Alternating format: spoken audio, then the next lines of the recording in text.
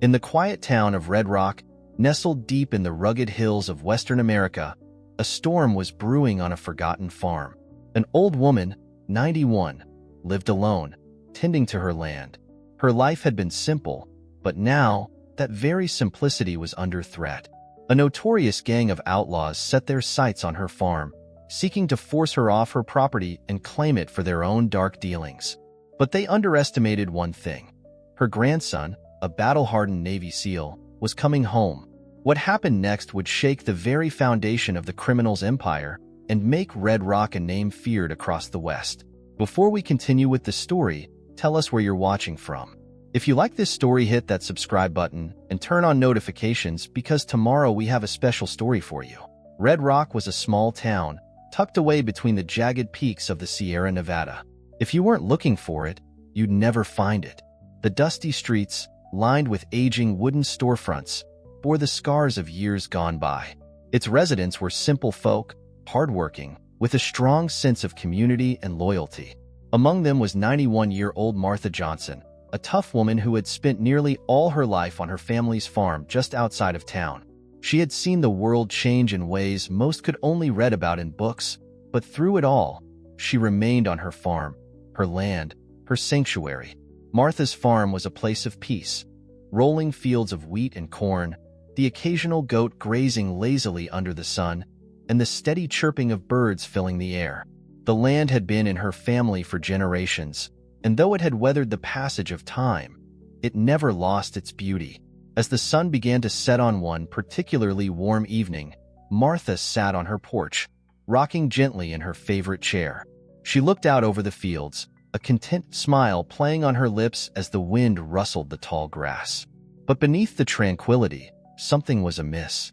Her keen, weathered eyes had noticed the unfamiliar horses that had been circling the outskirts of her property for the past few days. A group of men, ruthless and dangerous, had taken up residence in the nearby hills. They weren't the kind of men you'd want to cross. Led by a man named Cole Blackjack Ward, a criminal with a notorious reputation, this gang had been making waves across the region. But what business they had with her farm, Martha couldn't fathom. One thing was certain, she wasn't the type to back down. She had lived too many years to let fear get the best of her. But as the sun dipped below the horizon, casting a deep orange glow over the land, Martha felt a knot form in her stomach. Her only concern was her grandson, Danny. She hadn't heard from him in months. He had enlisted in the Navy years ago, serving as a Navy SEAL, and though he had promised to come visit her soon, he had never made it back. Not since he'd been sent on his last assignment. The thought of him kept her up at night, and with every passing day, she felt the weight of her years pressing heavier on her shoulders. If the outlaws intended to push her off her land, she feared there was little she could do on her own. But she wasn't entirely alone.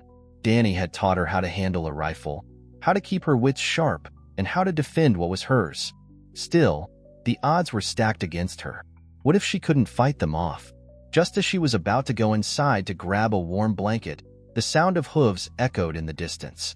Martha stood up from her chair, her heart skipping a beat. She couldn't see them yet, but she could feel the presence of danger growing closer. Her grip tightened on the edge of the porch, her mind racing. Was this it? Were they coming for her? The outlaws didn't waste time. As the riders emerged from the shadows, their dark figures silhouetted against the twilight, Martha's pulse quickened. There were 6 of them, their horses snorting and shifting restlessly as they approached the porch. They were dressed in dark leather, their faces hidden behind bandanas and grim expressions. "Evening, ma'am," one of them called out as they came to a stop in front of the porch. His voice was low, menacing. Martha didn't flinch. She had seen men like this before, but that didn't make them any less dangerous. She knew the game. They weren't here for friendly conversation. "Evening," she replied, her voice steady despite the tightness in her chest. "We've been watching this place," Blackjack Ward said, stepping forward. "You got yourself a fine piece of land here. A mighty fine piece. Trouble is, it's in the wrong hands." Martha's mind raced, but she stood her ground. "What do you want?" she asked, her voice sharp and unwavering. Blackjack smiled, a cruel twist of his lips. "We're taking this land, old woman. You've got 2 choices. "Leave or we make you leave." Her heart pounded in her chest, but she didn't give in to the fear. "This land is mine, and I'll be damned if I let some outlaws steal it from me." The men chuckled, but there was nothing funny about the situation. The leader's eyes narrowed as he took a step closer. "You'll regret this, old woman, but don't worry. I'm sure we'll make things easier for you.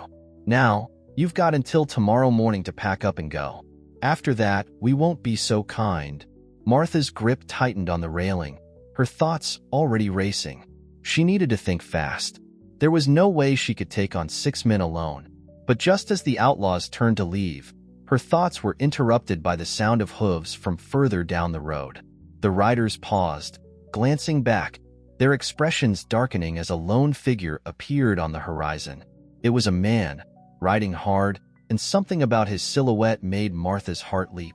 She couldn't make out his features from this distance, but the way he sat tall in the saddle, the confident, purposeful stride of his horse, there was something familiar about him.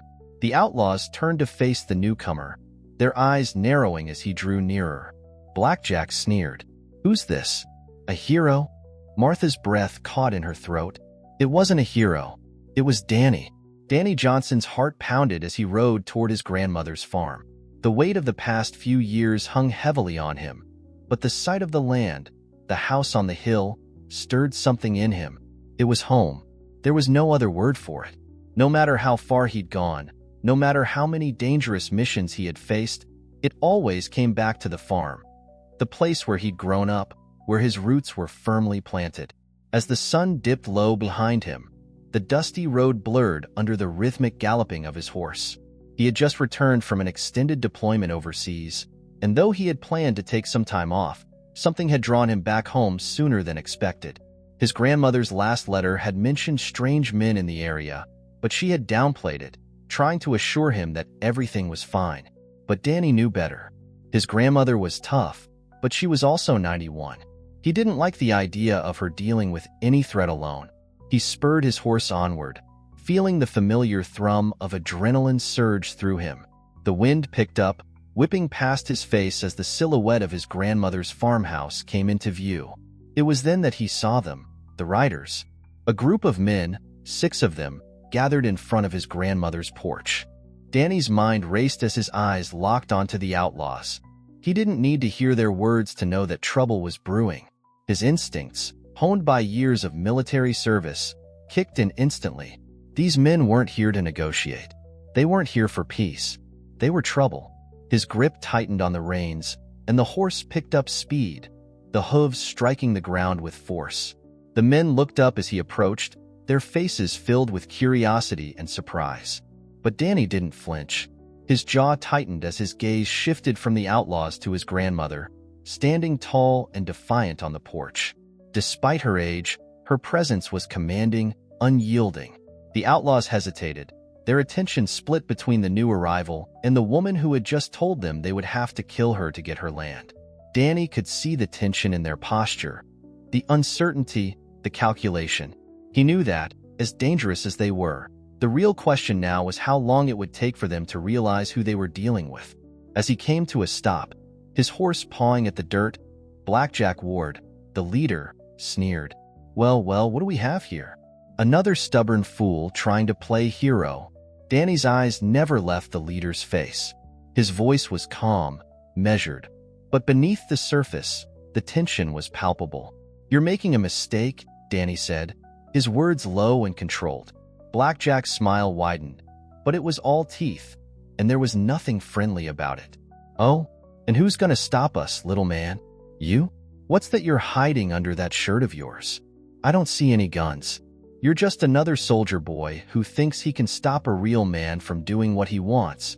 Danny dismounted, his boots hitting the dirt with a quiet thud. His gaze never wavered from Blackjack, his mind running through possible scenarios, calculating, strategizing. He wasn't some greenhorn who had only seen combat on TV. He was a Navy SEAL. He had been trained to fight in the toughest conditions, to survive, to adapt, and above all, to outthink his enemies. He had no intention of letting his grandmother's land fall into these criminals' hands. The outlaws watched as Danny took a step forward, his boots crunching against the gravel. The silence between them felt suffocating, and for a moment, no one spoke. The air was thick with the weight of their unspoken threats, the sound of the wind carrying the tension into the distance. Martha, who had been standing resolute on the porch, finally spoke, her voice steady and unwavering. "Danny," she said, her eyes filled with a mixture of relief and worry. "You're home." Danny nodded, his voice firm. "I'm not going anywhere, Grandma. Not until these men leave." Blackjack let out a dark laugh, his voice cold as ice. "You really think you can take on all of us? You're just one man. What are you gonna do, little soldier?" Danny's eyes narrowed, his fingers subtly flexing at his sides. He could hear the slightest shift of the outlaws, the way they subtly inched closer to their weapons, preparing for a confrontation. But he wasn't rushing. He didn't need to. "I don't need to take you all on," Danny replied, his voice calm but edged with steel. "You're not the ones I'm worried about." At the same moment, his right hand moved with practiced precision, reaching beneath his jacket, the smooth motion swift and seamless. His fingers closed around the handle of a pistol, and with a sharp movement, he drew it. The click of the weapon's safety was loud in the silence, followed by the unmistakable sound of the chamber being loaded.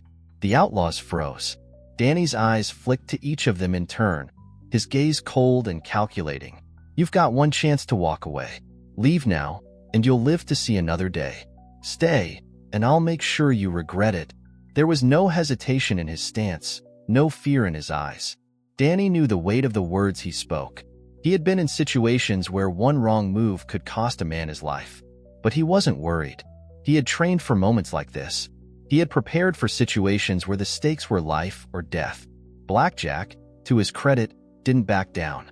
He straightened, his hand resting near the holster at his hip. "You think a gun's gonna scare me?" he asked, his tone dripping with mockery. "I've killed men for less." Danny didn't flinch. He stood tall, his back straight, his pistol aimed directly at Blackjack's chest. "Try me." The standoff stretched on, a dangerous dance of wills. Blackjack's men began to shift, nervous glances exchanged, but their leader's confidence remained, even as his eyes flicked between Danny's unyielding stance and the old woman on the porch. Martha, who had seen her fair share of conflict in her long life, remained silent but observant. There was a part of her that worried for Danny, but another part, one that had witnessed his growth, his training, his unrelenting resolve, knew he was capable of handling this. She had raised him to be a man of strength and integrity, and now she could only pray that those qualities would be enough. In the end, it wouldn't be just Danny's strength or his rifle that would tip the scales. It would be his ability to think, to act in the moment when everything seemed stacked against him. And soon, Blackjack and his gang would realize they had underestimated him. The sun was just a faint sliver on the horizon now, casting long shadows across the land. The wind had picked up, rustling through the dry grass, carrying the scent of earth and dust. Danny stood tall, the grip on his pistol steady, unwavering. He could feel the weight of the moment pressing on him. The outlaws, his grandmother, and the land that had always been his refuge. His fingers itched at the trigger, but he held back. He wasn't here to start a gunfight. Not yet, anyway. The tension was palpable, like a rope pulled too tight. Blackjack Ward's eyes bore into Danny, his face darkening. The other outlaws, 6 men who had spent years carving out their reputation in blood and fear, were less confident now. They had been prepared for a confrontation, but they had expected the woman on the porch to be their only obstacle. They had not expected Danny. The silence stretched on, each man trying to read the other. Blackjack's sneer deepened, but there was a flicker of doubt in his eyes. He had seen men die before, and he wasn't easily intimidated. But something about Danny, something about the calm, controlled way he held himself, the glint of military discipline in his eyes, made Blackjack pause. Finally, Blackjack broke the silence, his voice a low growl. "You think you've got the upper hand, don't you, soldier? You're just one man. What makes you think you can take us all down?" Danny's expression remained unchanged. "It's not about numbers," he said, his voice calm but filled with an icy certainty. "It's about resolve. and I'm not going anywhere." Blackjack chuckled darkly, the sound grating like sandpaper. "Well, if you want to die for an old woman, that's your choice. But I won't waste any more time on you."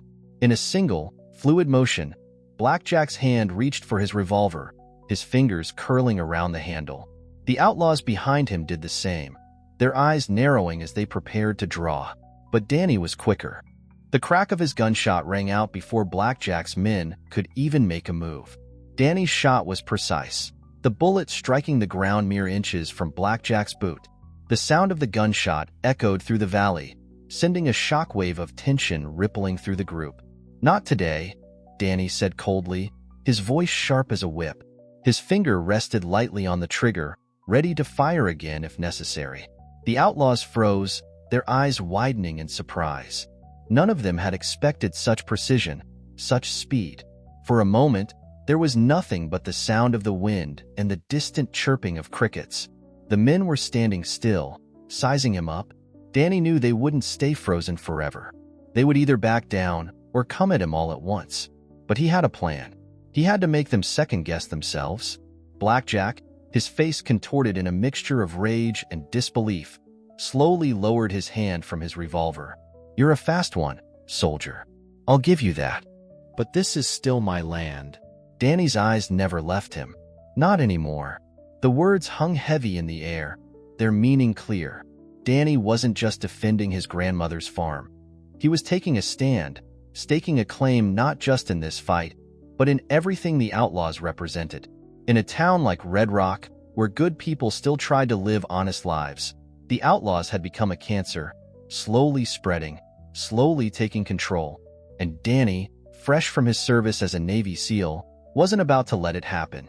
"Get off my land," Danny added, his voice now carrying a quiet authority that matched his gaze. "Now." For a long, agonizing moment, no one moved. Blackjack's men exchanged uncertain glances, their hands twitching near their weapons. But Danny's stance, the way he stood, sure and unyielding, had planted a seed of doubt in their minds. These weren't the scared civilians they were used to bullying. This was a man who had faced down danger and survived. They could sense it. Then, Blackjack let out a bark of laughter, though it was hollow, strained. "All right," he spat. "You want to do this the hard way, fine. But I'm warning you, soldier, I don't take kindly to being threatened."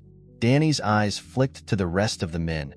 He could see it now, the way they shifted uneasily, the way they hesitated. Blackjack's bravado was faltering. They weren't as sure of themselves as they had been a moment ago. "You've got one last chance," Danny said quietly, his voice laced with the weight of finality. "You leave or I'll make you." Without another word, he began to take a step forward, his boots crunching against the gravel. Blackjack watched him, his fingers twitching at his side. The wind seemed to hold its breath as the two men locked eyes, a silent challenge hanging between them. But then, just as the tension reached its peak, a sharp crack of thunder broke the silence. In the distance, a series of rapid, precise shots rang out. The outlaws turned, startled, to see a group of men on horseback coming from the hills. They were dressed in dark clothing, faces hidden behind bandanas. The newcomers were as silent and deadly as shadows, their horses moving with the fluidity of predators. It was clear they weren't here to make deals. Danny's heart skipped a beat.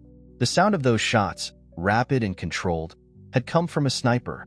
As the riders closed in, the outlaws began to shift, unsure of their new opponents. Blackjack's gaze hardened as he turned to his men. "We've got company," he growled. "Get ready for a fight." But Danny's eyes never left the approaching riders. He recognized their tactics, their precision. They were professionals, perhaps even better than the outlaws themselves. The gang's bravado was gone now. They had just been faced with a threat they hadn't expected. The tables were turning, and in that moment, Danny knew that his enemies had underestimated him, and they had underestimated his allies. The riders approached quickly, their horses kicking up dust as they moved with military precision. The outlaws, momentarily distracted by the sudden arrival of this new threat, turned to face them. Danny's sharp eyes took in the newcomers as they closed the gap, recognizing their formation immediately. There was no hesitation, no second-guessing. These weren't just random riders. They were professionals, like him. The leader of the new group pulled his horse to a stop, several yards in front of Danny and Blackjack's gang. He was a tall man, dressed in tactical gear that blended seamlessly with his horse. His face was obscured by a dark bandana, but his presence alone made it clear that he wasn't someone to be trifled with. His men formed a semicircle around him, their eyes scanning the outlaws, waiting for a signal. Blackjack Ward was the first to recover from his surprise, though it was clear that his confidence had been rattled. "Who the hell are you?" Blackjack barked, his hand hovering near his holster. "This is our business. Get lost." The newcomer on horseback didn't flinch. "This is no longer your business, Blackjack," the man said in a low, controlled voice. The words were simple, but there was an authority behind them that caused Blackjack's eyes to narrow. Danny's mind was racing. He wasn't sure who these men were, but he knew that anyone who could rattle Blackjack Ward's gang was an ally worth considering. He shifted his stance slightly, still keeping his pistol aimed at Blackjack, but his attention now split between the leader of the Outlaws and the mysterious riders. "Looks like we're not the only ones who've had enough of your antics," the man continued, his tone almost casual. "We've got business with you too." Danny's heart picked up pace as he assessed the situation. The Outlaws were no longer the sole threat. With these new players on the scene, there was no telling what might happen. Still, he couldn't let up. He couldn't afford to show weakness. Blackjack's hand finally gripped the handle of his revolver. "You think you can just waltz in here and take over?" he sneered, his voice rising. "This land belongs to me, and anyone who tries to take it from me will regret it." Danny could feel the tension in the air thicken, the inevitable showdown drawing nearer. He hadn't signed up for a fight against these unknown men, but if they were here to help, he wasn't going to waste the opportunity. The mysterious leader of the new group gave Blackjack a cold look, his eyes calculating. He raised one hand in a small gesture, and the men behind him instantly dismounted, moving with fluid, practiced movements. "You're not in charge here anymore, Blackjack," he said, his words like ice. "This town and its land are under new management." Blackjack's face turned crimson, his hand tightening around his revolver. "I don't care who you are. You don't get to tell me what I can and can't do." Danny's instinct screamed at him to act before things got out of hand. He could see the way Blackjack's hand was shaking with rage, the way his men were subtly adjusting their stances, preparing for a fight. These outlaws had never been in a situation where their authority had been questioned like this. They weren't used to being challenged, and it was clear that the newcomers had thrown them off balance. "Not if you don't survive the next few minutes," Danny muttered under his breath, his voice low enough that only he could hear. The newcomer turned his attention briefly to Danny, recognizing the tension in his posture. "You've got a good eye," the man said, his voice a bit softer but no less commanding. "We're here to clean up a mess. You might want to step back and let us do our job." Danny didn't lower his weapon. He knew the outlaws wouldn't back down easily, and he didn't trust these new arrivals just yet. "Who are you people?" he asked, his voice steady. The leader smiled, but it wasn't a friendly smile. It was the smile of someone who knew he had the upper hand. "We're the ones who've been cleaning up this town for a while," he said. "And now, Blackjack, it's your turn." At his command, his men moved with surgical precision. The outlaws, caught off guard by the speed and coordination of the attack, were suddenly under fire, figuratively and literally. The first shot rang out, fired by one of the newcomers. It was a warning shot, fired into the air, but it was enough to get the outlaws to freeze in their tracks. Blackjack was quick to respond, his hand jerking for his revolver, but the first of the new group's riders was faster. In an instant, the man was on top of him, knocking Blackjack's weapon out of his hand with a swift, practiced strike. Blackjack stumbled backward, shocked, but he wasn't done yet. He was a fighter, and he wasn't going down without a fight. The rest of the outlaws were reacting in chaos.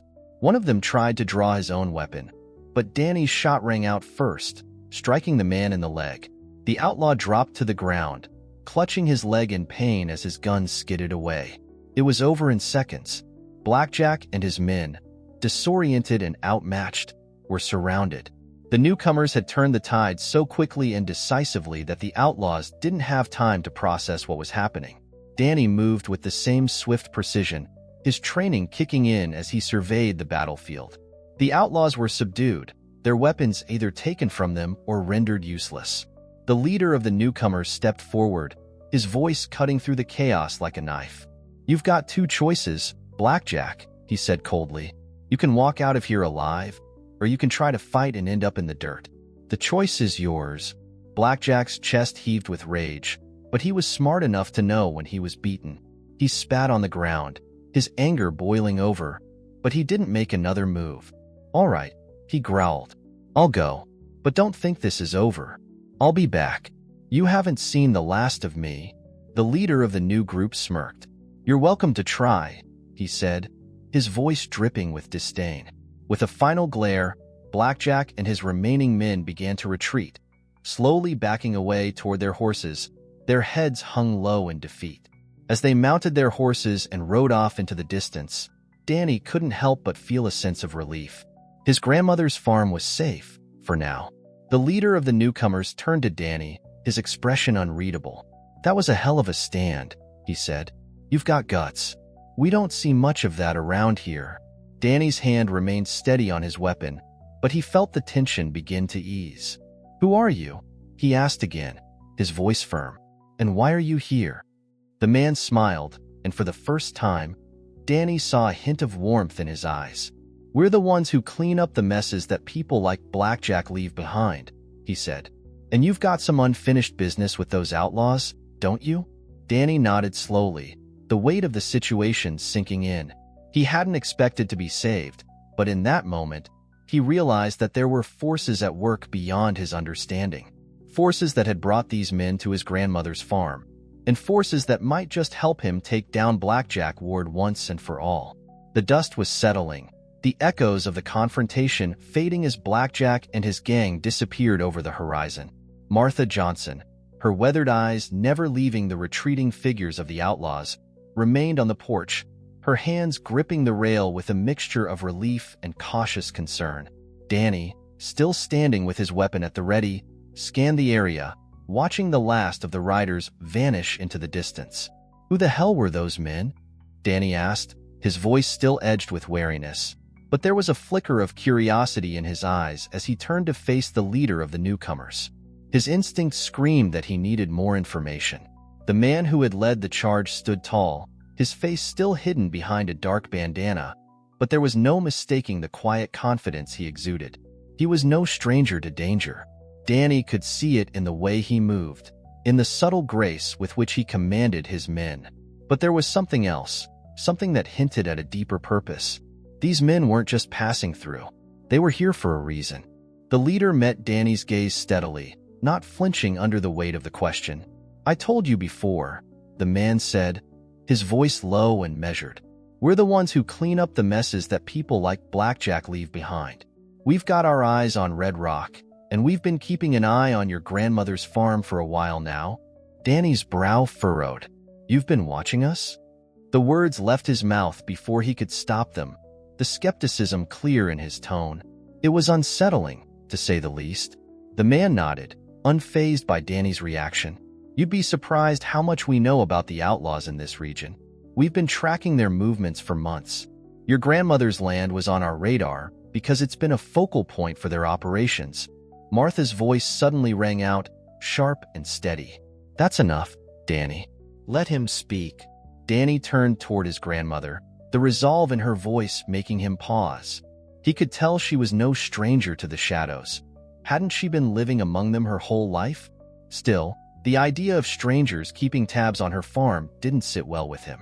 But as he looked into her eyes, he knew she wasn't afraid.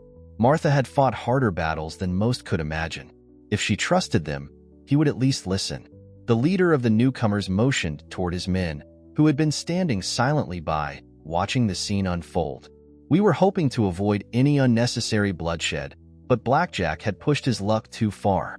His gang has been terrorizing this region for far too long." Danny's eyes narrowed, a sense of purpose beginning to stir within him. He knew that the outlaws weren't just a local nuisance. They had roots that went deep, and their reach stretched further than he had realized. If these men were genuinely trying to end that reign of terror, Perhaps they weren't the enemies he had assumed they were. Are you telling me you've been tracking Blackjack for all this time, and you just happened to show up today? Danny asked, a skeptical edge in his voice, but the words were starting to lose some of their bite. The leader gave a brief nod, his eyes now focused on the ground. Yes, we've been coordinating with several other groups. This town, Red Rock, has been a hotbed of criminal activity for years, and it's time for it to end. But there's more to this than just Blackjack and his crew. His voice dropped, as though he was considering how much to reveal. There's a bigger network at play. One we're still in the process of unraveling. Danny took a step forward, his gaze hardening. What do you mean? A bigger network? The man sighed, as though he had been expecting the question. I'm not going to lie to you. Things are a lot more complicated than they seem. Blackjack isn't just a local thug. He's part of a much larger operation, one that reaches into the heart of Red Rock's economy. He's been protecting the interests of men who profit from the misery of people like you and your grandmother. Danny's mind raced. He had known that Blackjack had been a threat to the area, but the idea that he was merely a cog in a much larger criminal enterprise shook him to his core. What kind of men were they dealing with here? Martha stepped down from the porch, her old bones creaking as she did. She looked at Danny, her face grim. I've lived a long time, Danny. Seen a lot of things come and go. But this is different. She looked over at the leader of the newcomers. You can't fight a war like this with just a few men. The man nodded slowly. That's why we've been trying to find allies. People who care about this town, about this land.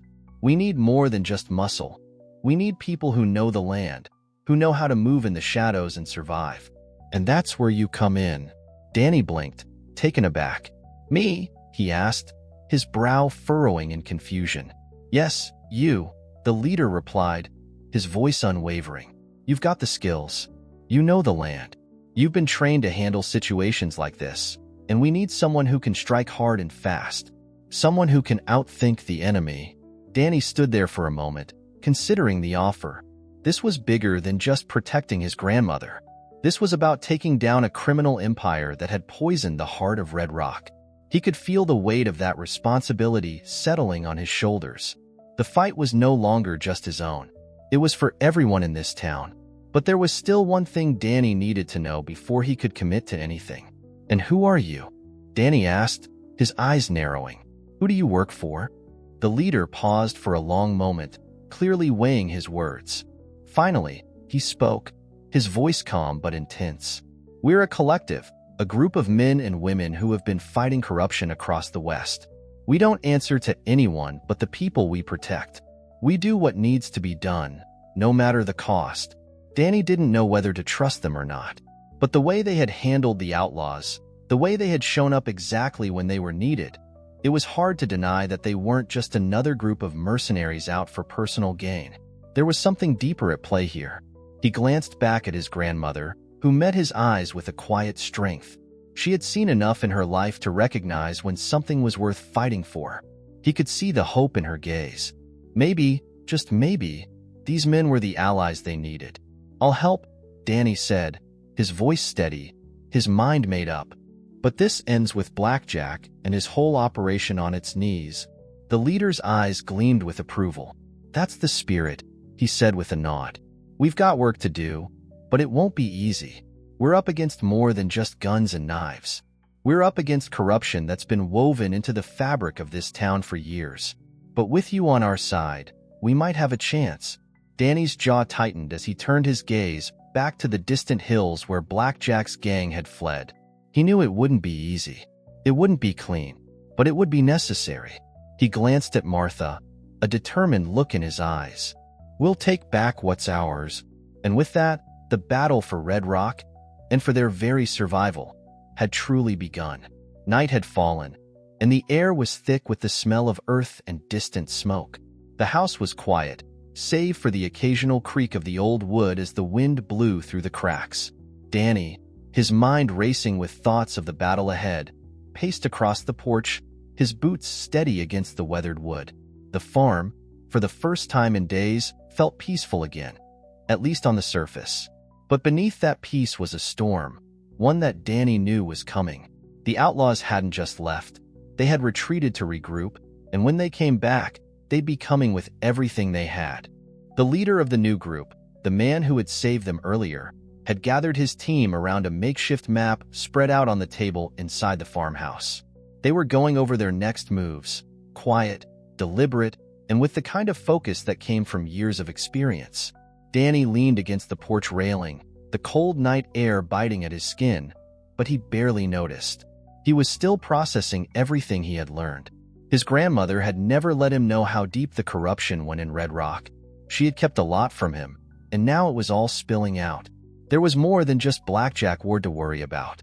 There were men in positions of power, town officials, businessmen, even lawmen, who had been in bed with the Outlaws for years. The web of corruption was vast, and cutting through it was going to be like carving through stone. But Danny wasn't afraid of a challenge. He had faced far worse in his time as a Navy SEAL. This was his town, and he wasn't going to let it fall without a fight. He took a deep breath and walked back into the house, where the others were still plotting their next move. The leader of the group, who had introduced himself only as Gage, looked up when Danny entered. His sharp eyes flicked over Danny, but there was no judgment, just a silent acknowledgement that they were on the same team now. "You've got something on your mind," Gage said, his voice calm but direct. "Spit it out." Danny didn't hesitate. "What's the plan? How do we take these bastards down?" Gage gestured to the map on the table, where pins and lines marked key locations in Red Rock and the surrounding areas. "We've been tracking the Outlaws for months," Gage began, his voice low but filled with purpose. "Blackjack and his crew are just the tip of the iceberg. The real power lies in the people who've been helping him, those who've been protecting him from the law. We're going to hit them where it hurts, and that means going after the men who have been propping him up. We have to expose them, bring their corruption into the light." Danny leaned in, studying the map. "You think they'll just roll over when we start pushing back?" "No," Gage replied, "but they'll make mistakes. They'll get sloppy when they think they're in control. We're going to play their game, and we're going to outsmart them. They've underestimated us, and they'll keep doing it until we've taken everything from them." Danny's mind was racing now. He could see the outline of the plan forming in his mind. It wasn't going to be easy, but he was starting to see how they could turn the tables. Blackjack and his gang might have been ruthless, but they weren't smart. They relied on fear, on intimidation. But fear was a double-edged sword. It made people cautious. It made them make mistakes. "We go after the bigger fish," Danny said slowly, his voice sharpening. "Take out their infrastructure. Cut off their supply lines. Expose the politicians, the businessmen, the crooked lawmen. Once we do that, the Outlaws will fall apart. They won't have anyone left to protect them." Gage nodded, his expression approving. "Exactly. But it's not just about taking out the people who've been helping them. We also need to make sure we leave a message. This isn't just about fighting back. It's about sending a signal to anyone else who thinks they can get away with this kind of shit." Martha, who had been sitting quietly in the corner, finally spoke. "I've seen enough of this town destroyed by greed and corruption," she said, her voice low but steady. "If you're planning to bring it down, you'd better be ready for a fight. They won't just roll over. These men don't care about anyone but themselves." Danny met her gaze, a fierce determination in his eyes. "I'm ready, Grandma, and I'm not backing down." Gage stood up from the table, his gaze moving from Danny to the map and then back to him. "We've got some groundwork to do. The first step is to get inside their operations, find out who's helping them, and expose them to the public. Once we do that, we'll know who we're really dealing with. After that, we'll hit them where it hurts." It wasn't a simple plan. There were too many variables, too many moving pieces. But it was a start. A start that could end with the collapse of an entire criminal empire and the return of peace to Red Rock. The next few days were spent preparing. The small group of allies Danny had found were efficient, smart, organized, and deadly. Gage, as their leader, was a natural strategist. He had gathered information on the key figures in Red Rock, those who had been feeding Blackjack information, protecting him, and covering up his illegal activities. Danny and the others began laying the groundwork for their attack. They set their sights on a man named Horace Barlow, a local businessman who had been known to make deals with the Outlaws. Barlow ran a chain of warehouses just outside of town. warehouses that had been used for storing stolen goods and contraband.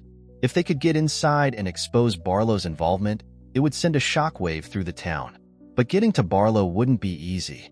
He was well protected, with guards stationed at every entrance to his compound. It would take more than just firepower to get through. Gage's plan was to infiltrate. They needed to gather intel, get inside Barlow's operation, and find out what else he was hiding. Danny's military background made him the perfect choice for the job. "We'll move under the cover of darkness," Gage explained, his voice steady. "Danny, you and I will go in. We'll take out the guards silently, plant some explosives in the right places, and get the information we need. The rest of the team will be our backup." Danny nodded, understanding the stakes.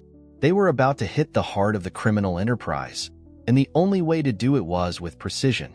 Later that night, under the cover of darkness, Danny and Gage approached Barlow's compound. The air was cold, the moon casting long shadows across the landscape. Danny's heart rate was steady, his focus sharp. They had a job to do, and nothing was going to get in their way.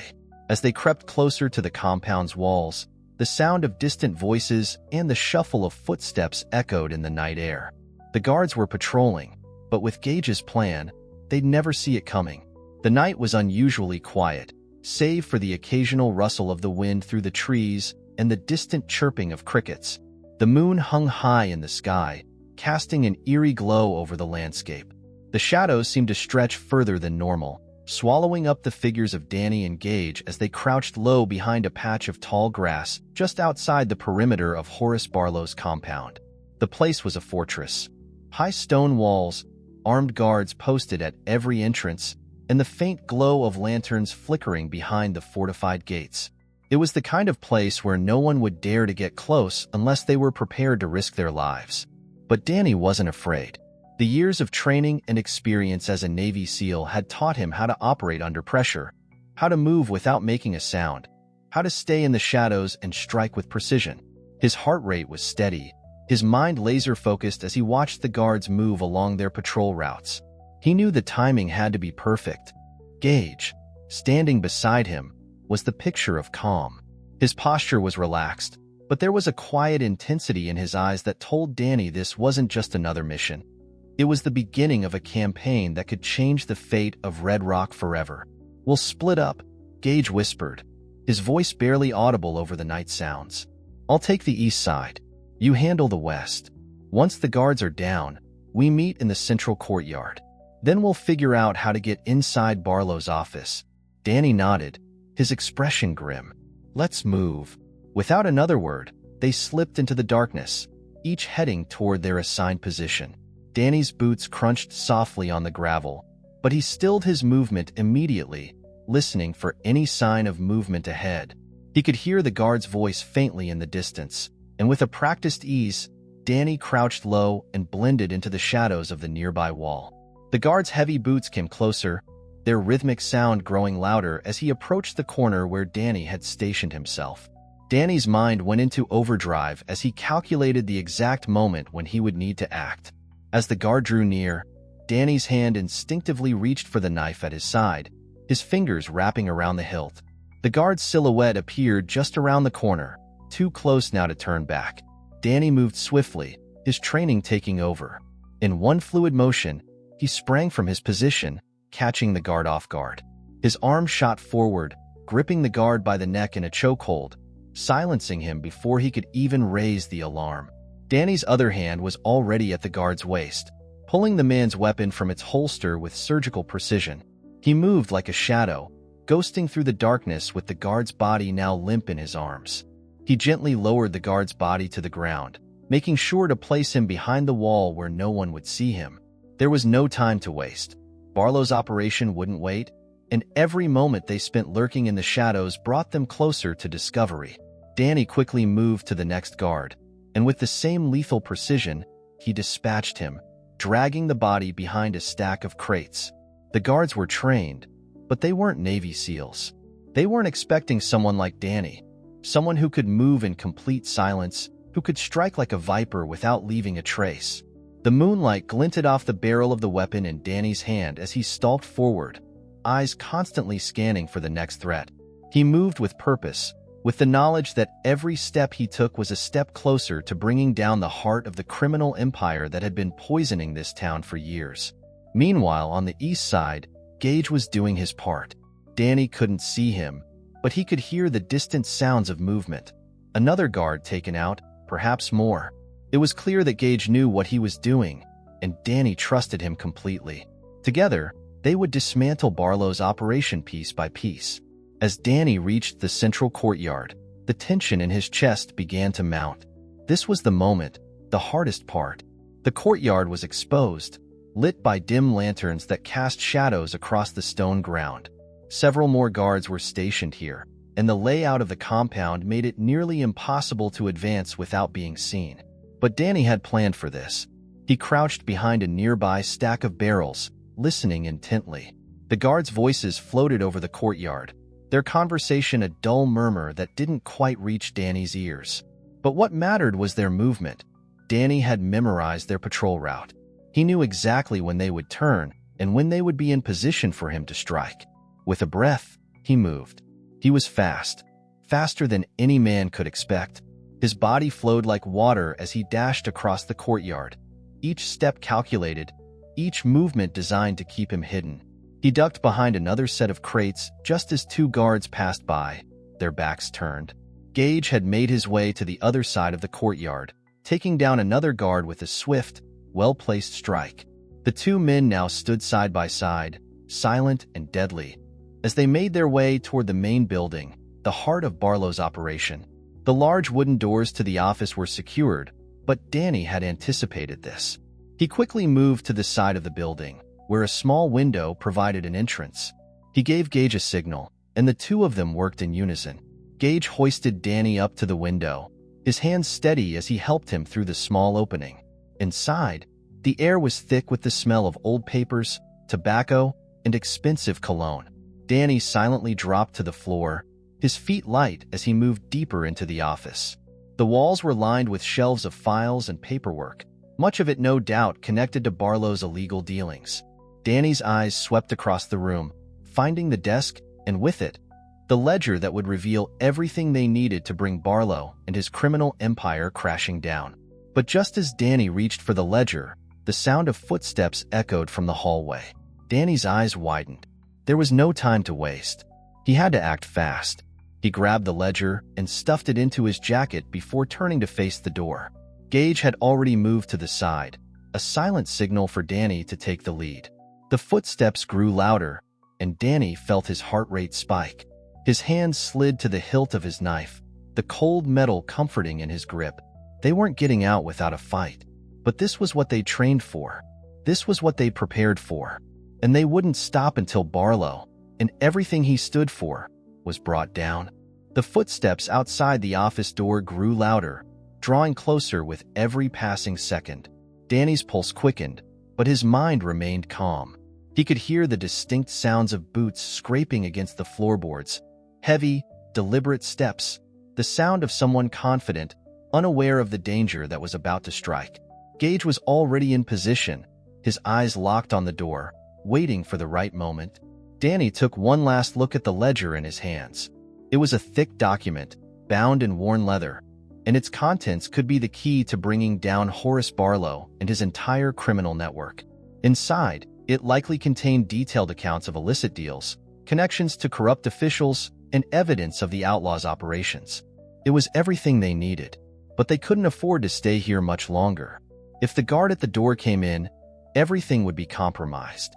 Danny moved silently to the side, positioning himself just out of sight of the door. He glanced at Gage, who gave him a subtle nod. Gage was ready. They had planned for this moment. Now, it was time to execute. The door creaked slightly as the guard pushed it open. Danny's breath caught, but he didn't move. He waited, heart thudding in his chest, until the guard stepped fully into the room. His back turned, the sound of his boots heavy on the floor. The guard was looking around, unaware that two men were waiting to strike. Danny's instincts kicked in. In one smooth motion, Danny surged forward, his hand reaching for the guard's neck. Before the man could react, Danny twisted, using the guard's momentum against him, and slammed him into the wall. The blow was swift, precise, and the guard's head struck the wooden panel with a sickening thud. The man crumpled to the floor, unconscious, but not dead. Danny took a breath, his eyes flicking to the door. He could hear more footsteps now, distant but approaching. They were on borrowed time. "We need to move," Gage whispered, his voice urgent but controlled. Danny nodded. There was no time to waste. He grabbed the ledger, tucking it safely inside his jacket, and motioned for Gage to follow. The two men moved quickly, slipping through the back door of the office into the narrow hallway beyond. The sound of footsteps continued to echo down the hall, growing louder with every passing second. Gage's eyes narrowed as he peered around the corner, scanning for any more guards. "We can't go back the way we came. Too many eyes." Danny's mind raced as he considered their options. He knew the layout of the building from the intel they had gathered earlier. There was another exit at the back of the compound, a small, hidden door leading to the woods behind Barlow's property. But getting there would mean crossing the courtyard, and the courtyard was no longer as empty as it had been before. "The back exit is still clear," Danny said, his voice low but firm. "We just need to make it through the courtyard without getting spotted." Gage's gaze shifted to the window. "If we move fast enough, we might make it. But if we're seen, we won't be." Danny cut in, his eyes locked on the path ahead. He could feel the pressure building, but he refused to show any fear. The plan had always been to move quickly and quietly. It was all about getting in and getting out before anyone knew they were there. The two men crept forward, their steps barely audible on the worn wood floors. They reached the door to the courtyard, and Danny peeked around the corner. The guards were still scattered, but they were closer than before, and there were more of them now. The odds had shifted, and the tension in Danny's gut grew with every second. "On my mark," Danny whispered. "We move fast. Head for the back exit. I'll cover you." Gage gave a single nod, his face set in a grim line. Danny's fingers flexed around the handle of his gun as he prepared for the sprint. He knew the risks. One wrong move, one slip-up, and they would be surrounded. The courtyard was still dimly lit, the shadows stretching across the stone. Danny's eyes flicked from guard to guard, searching for any weakness in their patrols. The time had come. Danny took a deep breath and nodded to Gage. Now, they shot forward, moving with practiced speed, their bodies low and fluid. The courtyard seemed endless as they crossed the open space, every step bringing them closer to safety and closer to discovery. The guards were unaware of their movement, distracted by the noise from another part of the compound. But just as they neared the back door, a shout broke the silence. "Hey!" The guard on the far side of the courtyard had spotted them. Danny's heart skipped a beat, but he didn't hesitate. He raised his gun, firing a shot into the air. It was a warning shot, meant to create chaos and buy them some time. The loud crack of the gun echoed through the night, and the guards scrambled in confusion. "Keep moving," Danny shouted, pulling Gage toward the back door. They reached the door in a matter of seconds, but as Danny's hand grasped the handle, the door suddenly swung open. A figure stood in the doorway, another guard, his eyes wide with surprise as he faced the two intruders. Danny didn't hesitate. He slammed the door into the guard's chest, knocking him backward with enough force to send him stumbling to the ground. Gage grabbed the man's weapon, tossing it aside as they quickly slipped through the door and into the woods behind the compound. But the danger wasn't over. They still had to make it to the rendezvous point without being seen. The guards would be right behind them, and their escape had just been compromised. Danny's legs burned as they ran through the dark woods, the moon barely illuminating their path. The sounds of pursuit echoed behind them, but Danny didn't look back. He focused only on the path ahead, on the sound of Gage's breath beside him, on the steady rhythm of his own heart. They had the ledger. They had the evidence they needed. Now, all they had to do was survive long enough to make it count. And they would. The mission was only just beginning. The night air was thick with the scent of pine and damp earth as Danny and Gage sprinted through the dark woods. Every crackling twig, every rustle of leaves seemed louder than usual, magnified by the urgency of the moment. The sound of their pounding feet, heavy and swift against the soft dirt, was drowned out by the distant echoes of pursuit. The guards at Barlow's compound hadn't wasted any time. They were already closing in, their shouts carried by the wind, growing louder with every passing second. Danny could feel the weight of the ledger pressed against his chest, but it didn't slow him. His instincts, honed by years of military training, told him to keep moving, to stay one step ahead. He had no illusions. They had gotten out, but they weren't safe yet. Not by a long shot. "Gage left," Danny hissed through gritted teeth, his voice barely audible above the chaos. The sound of boots hitting the ground, the pursuit, was getting closer. He could almost feel the heat of the pursuing guard's breath on the back of his neck. Gage veered to the left as instructed, his form blending into the trees beside Danny, silent and quick as a shadow. They had planned this escape route before. Months of observation and intel had gone into mapping out the safest exit. But nothing ever went as planned in moments like these. The forest was both their cover and their obstacle, thick trees and low-hanging branches that slowed their movements. It would take the guards longer to navigate the dense underbrush, but they would be relentless in their pursuit. "Take the lead," Gage called out, his voice steady despite the tension. He knew that Danny was the quicker of the two, and he wasn't about to slow him down.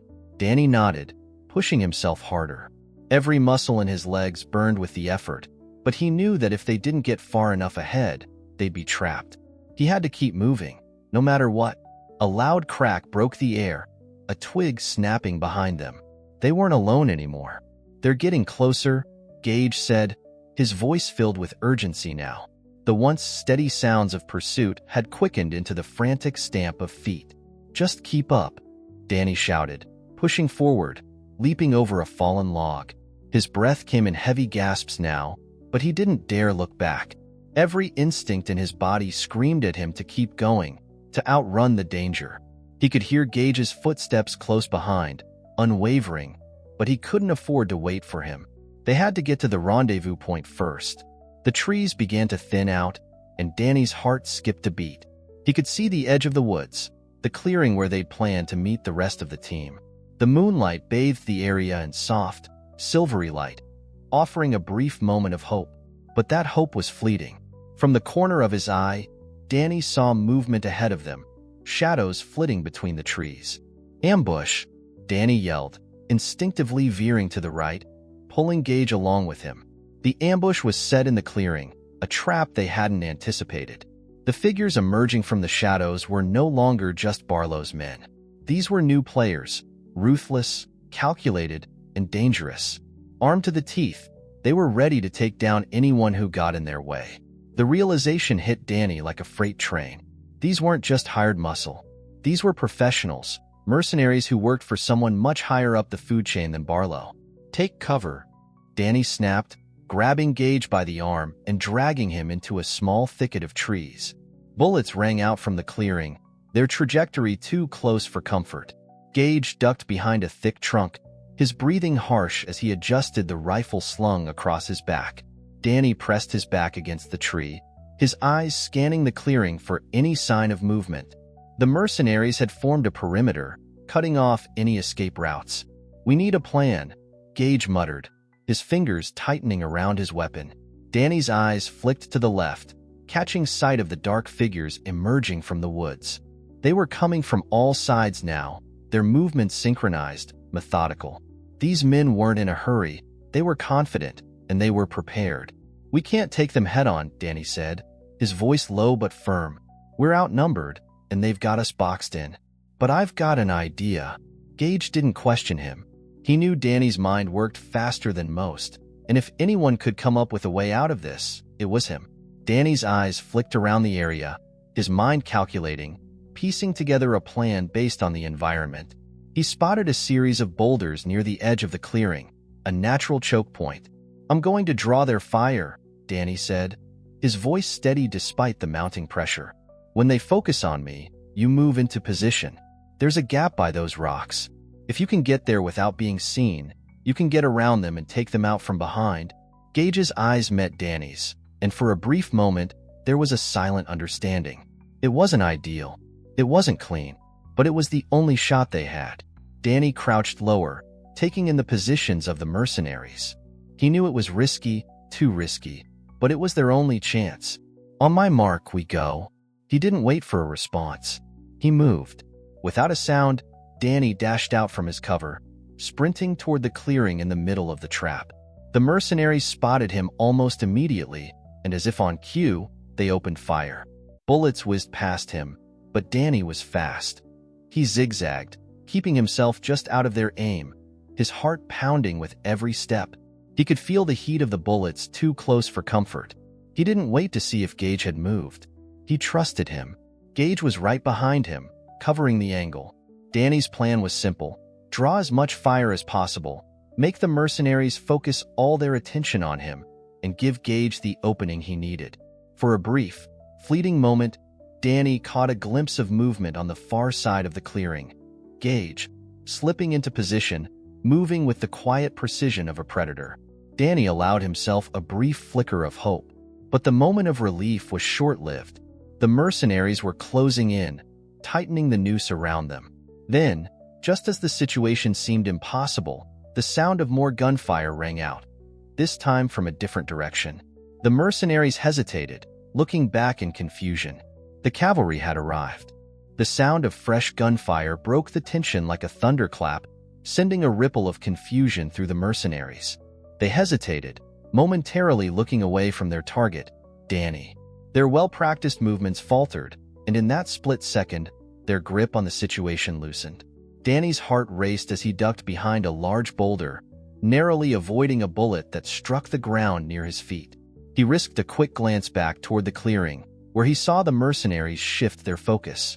Whoever had arrived wasn't here by coincidence. Through the trees, more figures appeared. This time, riding swiftly on horseback, their silhouettes stark against the moonlit sky. Danny's mind raced as the realization hit him. It wasn't just any group coming to their aid. It was the same group that had helped them take down Blackjack, the mysterious force that had shown up when all hope seemed lost. Gage had already positioned himself, using the moment of distraction to move into position behind the mercenaries. Danny's plan had worked. The mercenaries were no longer focused on them. They were now caught in a firefight from an unknown direction. Danny's pulse quickened as the cavalry closed in, their horses kicking up dirt and their riders opening fire with deadly precision. It was clear now that these weren't ordinary fighters. They were professionals, just like the mercenaries they had just evaded, and they were here to help. The mercenaries, realizing their mistake, began to scramble, but it was too late. The riders had already surrounded them, cutting off their escape routes. It was a perfect ambush, an ambush that Danny and Gage had been part of from the very beginning, even if they hadn't known it. Gage took advantage of the chaos, his rifle steady as he picked off one of the mercenaries who had been caught in the crossfire. The man collapsed to the ground, and the rest of the mercenaries faltered, realizing they were now outnumbered and outgunned. Danny didn't hesitate. He sprang from his cover, gun raised, and sprinted toward the remaining mercenaries, moving fast but carefully, picking them off one by one. He wasn't about to let any of them get away, not after everything they had done. He fired once, twice, taking down 2 more mercenaries, and with each shot, the odds tilted further in their favor. The battle raged on for only a few more moments. The mercenaries tried to regroup, but the reinforcements kept them pinned down, unable to advance or defend themselves. Finally, with a series of rapid shots, the last of the mercenaries dropped to the ground, the remaining survivors retreating into the trees, leaving their comrades behind. Danny exhaled, his breath coming in ragged gasps. The adrenaline was still coursing through his veins, but the danger had passed, for now. He turned to Gage, who was already standing up, a satisfied but grim look on his face. "Looks like we made it out alive," Gage said with a smirk, lowering his weapon. Danny gave him a tight nod, wiping the sweat from his brow. "Just barely," he said, his voice hoarse from the exertion. He glanced over at the group of reinforcements, who were now dismounting and securing the area. It was clear they had trained together. They moved with the precision and coordination of a well-oiled machine. The leader of the group, a tall man whose face was covered by a dark scarf, approached Danny and Gage. His eyes were sharp, scanning the scene. "Nice work," he said, his voice low but full of respect. "You two sure know how to make an entrance." Danny gave a short laugh, his adrenaline slowly subsiding. "I wasn't exactly planning on making an entrance. We were just trying to get out of there. The leader nodded, but there was a seriousness behind his gaze. You did more than that. You've set the ball rolling, and now we have the evidence we need to finish what we started. Danny's hand instinctively went to the ledger in his jacket. He pulled it out and held it up. This is it, right? He asked. The key to bringing Barlow down? The leader's eyes flicked to the ledger, and for the briefest moment, there was a flicker of satisfaction in his eyes. That's it. Now, we can hit them where it hurts. Gage stepped forward, wiping his rifle clean. But we still have a lot of work ahead of us. These mercenaries are only the beginning. Barlow and his people won't just fold. The leader smiled, but it was a hard smile, one that carried with it the weight of years spent fighting battles like this. We didn't come this far to stop now. We take down Barlow's operation piece by piece, starting with his connections to the town. But we need more intel, and this ledger is a start. The rest of our team is already on the way to gather more. Danny looked over the group, his mind racing. The fight wasn't over, not by a long shot. Barlow's operation was massive, with tentacles reaching into every corner of Red Rock. But Danny wasn't afraid anymore. They had the evidence they needed. They had the leverage. Now, it was time to finish what they had started. We move tonight, Danny said, his voice low but filled with a new sense of resolve. We take this fight to Barlow, and we end it. The leader of the cavalry nodded, his face hardening with determination. You got it. We go after him, and we don't stop until he's done. The group moved quickly, getting back on their horses and heading toward the heart of Red Rock. The mercenaries had been a mere obstacle, a distraction. Now, the real battle was about to begin, and Danny knew that this time, it wouldn't be just about survival. It would be about retribution, about tearing down the empire that had poisoned his town for far too long. As they rode through the darkness, Danny glanced at the ledger in his hands, the weight of its contents pressing down on him. He wasn't just holding onto a book. He was holding the fate of Red Rock in his hands, and he wouldn't let it slip through his fingers. The moon hung high above them, casting long shadows over the dirt road as Danny, Gage, and the group of reinforcements made their way toward the heart of Red Rock. The air was still, almost oppressive in its quiet, as if the town itself was holding its breath, unaware of the storm that was about to break. The horses' hooves echoed against the packed earth as they moved swiftly, their riders tense and alert. Danny's fingers curled tightly around the ledger in his jacket pocket, his mind still processing the scope of what they were about to do. They had the evidence, the connections, the leverage to finally bring down Horace Barlow's empire. But that wasn't enough. The real fight had only just begun. Barlow wasn't going to go down quietly. He had too much power, too many allies in places that ran deep in Red Rock's veins. They would need to be careful, strategic. A direct assault wouldn't work. Not yet. Gage rode up alongside Danny, his face grim as they both focused on the road ahead. You're sure about this? Gage asked quietly, his voice low enough not to carry. We're playing a dangerous game. Danny didn't look at him. He couldn't afford to. We don't have a choice. If we don't hit him now, we'll lose everything. I've seen what Barlow's capable of. He's not just a businessman. He's a cancer in this town. It's time to cut it out. Gage nodded, his jaw tight. I just don't want you to regret it. There was a moment of silence between them, the weight of the unspoken words hanging in the air. Danny could feel the pull of responsibility, of the lives at stake. He wasn't naive. He knew the risks, knew what was on the line. But he couldn't let fear stop him. Not now. Not after everything they'd been through. They rode on in silence, their minds focused on the plan. The group was a mix of experienced soldiers and locals, men and women who had seen the worst Red Rock had to offer and were ready to fight back. They weren't just fighting for their homes. They were fighting for their lives, for everything Barlow had stolen from them. By the time they reached the outskirts of Red Rock, the sun was just beginning to rise, casting a pale light over the sleepy town. The streets were quiet, almost too quiet, but Danny knew better than to be fooled by the calm. It was the calm before the storm, and Red Rock's storm was coming. The group dismounted at the edge of town, their horses tethered to a nearby post. The plan was simple. They would infiltrate Barlow's operation by targeting his supply lines, the corrupt officials, the businessmen who had been helping him launder his money and protect his interests. The ledger was their blueprint, their guide to taking down Barlow's empire piece by piece. Danny glanced over at Gage, who was already moving toward the building that housed Barlow's local office. "We start with him," Danny said, his voice sharp. Gage nodded, pulling his rifle from its sling. "Let's do this." The two of them led the way, their movements silent but purposeful as they made their way toward the building. Red Rock streets were narrow, the buildings low and squat, their aging facades worn by years of neglect. But there was something about the town, something beneath the surface, that Danny had always known. The fear, the unease that ran through the people's veins. Barlow's grip on the town wasn't just physical, it was psychological.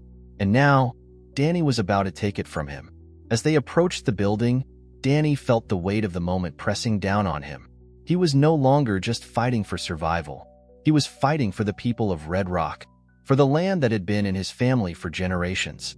And he wouldn't let Barlow take it from them. They reached the front door of the building, the wooden frame old and creaky. Danny turned to Gage, who gave him a brief nod, signaling that he was ready. With a deep breath, Danny pushed the door open, his gun drawn.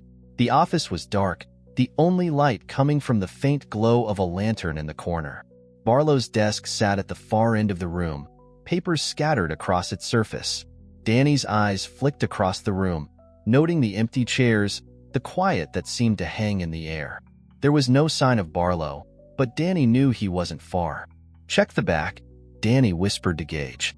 Gage moved swiftly, disappearing into the hallway that led to the rear of the building. Danny stood still, listening. The sound of his own breathing was loud in his ears, a stark contrast to the silence of the room. Every muscle in his body was tense, ready for whatever came next. Seconds later, Gage returned, his expression grim. "He's not here, but there's a door leading down to a basement. It looks like a hideout." Danny didn't hesitate. "We go down." "Now." The two of them moved quickly, their boots echoing against the wooden floor as they descended into the basement. The air grew colder as they moved deeper into the building, and the faint smell of mildew and stale air filled Danny's nostrils. He knew that whatever Barlow was hiding down here, it wasn't good. At the bottom of the stairs, they came to a heavy iron door. Danny tested the handle, finding it locked. He motioned for Gage, who pulled a small set of tools from his bag, quickly picking the lock. The door creaked open with a soft groan, revealing the dimly lit basement beyond. The room was filled with crates and barrels, supplies, no doubt, for the operation. But there was something else. In the corner, near the back wall, Danny spotted a desk that looked far too clean, too polished, for a place like this. He moved toward it, his hand tightening around his gun. As Danny reached the desk, he spotted a stack of papers. He flipped through them quickly, his eyes scanning the pages. Most of it was what he expected: accounts, names, transactions. But then his gaze landed on something that made his blood run cold. A list. A list of people in positions of power in Red Rock. Politicians, businessmen, lawmen. They were all on Barlow's payroll. "Got it," Danny muttered under his breath. He slipped the papers into his jacket, careful not to make a sound. But just as he was about to turn and leave, a voice echoed from the shadows behind them. "Looking for something?" Danny's heart skipped a beat. He spun around, his gun raised, to face none other than Horace Barlow himself. The man was standing in the doorway, his hands raised in mock surrender, his face twisted into a smile that was anything but friendly. "Did you think you could just waltz in here and take what's mine?" Barlow sneered, his voice cold and mocking. Danny didn't say a word. He took one step forward, his eyes locked on Barlow's. "It's over, Barlow. You're done." Barlow's smile faded, replaced by a look of fury. "You think this is over? You have no idea what you've gotten yourself into." And with that, the final battle for Red Rock began. Barlow's smug grin faded into a snarl as he stepped forward into the dim light of the basement, his hands dropping to his sides, where Danny could see the faint bulge of a concealed weapon. The room felt smaller now, the walls closing in as the reality of the moment hit Danny like a freight train. He had Barlow. They had him cornered. But Barlow had more power than Danny had anticipated. He had his own backup, his own escape plan. "You're too late, soldier," Barlow hissed, his voice filled with venom. "You think you can just walk into my town, take what's mine, and walk out? You're out of your depth. You've made a powerful enemy." Danny didn't flinch. His finger hovered over the trigger, eyes locked on Barlow's every movement. "You're not as powerful as you think," he said, his voice low, steady. "Your empire's crumbling, Barlow. Your men are dead or running, and everything you've built is coming down." Barlow sneered, his expression twisted with contempt. "You're a fool if you think you've won. You're playing with forces you can't even begin to understand. My influence stretches beyond this town. You think I'll just fold because you've got a few papers? You're wrong." Danny took a step forward, his eyes narrowing. "I don't need just papers. I've got you." Barlow's eyes flicked to the corner of the room, a silent signal that Danny recognized too late. From the shadows, two of Barlow's men emerged, mercenaries, armed to the teeth. They were quick, fast, their eyes filled with the cold calculation of men who had nothing to lose. Danny's instincts kicked in. He spun, dropping to a crouch just as one of the mercenaries aimed a rifle at him. A shot rang out, the sound deafening in the confined space. But Danny was faster. He rolled to the side, narrowly avoiding the bullet, and returned fire in a single fluid motion. The first mercenary fell, his body hitting the ground with a thud. But the second one was already moving, his rifle trained on Danny. There was no time to aim properly. Danny fired on instinct, his shot ringing true, striking the mercenary in the shoulder. The man stumbled, but before he could recover, Gage's voice echoed from the hallway. Covering fire. Gage appeared in the doorway, rifle raised, and with a few precise shots, the second mercenary dropped to the ground, the weapon slipping from his hand. Danny took a deep breath, his body still buzzing with adrenaline. He didn't waste any time. "You're not getting away," he said, his voice unwavering as he leveled the gun at Barlow's chest. Barlow's expression had changed now, the arrogance replaced by something more dangerous. Fear. The man knew the game was up. His eyes flicked between Danny and the door, calculating his options. But he was cornered. There was no escape. "You think this is over?" Barlow spat, his voice rising. "You have no idea who I'm working with. I'll be out of here, and you'll never find me. You're too far and over your head." Danny didn't blink. He stepped closer, keeping his gun trained on Barlow. "You're done. We've got the evidence. Your men are dead or gone, and no one's going to protect you now." Barlow's eyes narrowed. "You think you've won, but I've seen men like you. You're weak. You think you can save this town? You can't even save yourself." Danny didn't waste another second on words. He fired, the shot ringing out as it struck Barlow square in the chest.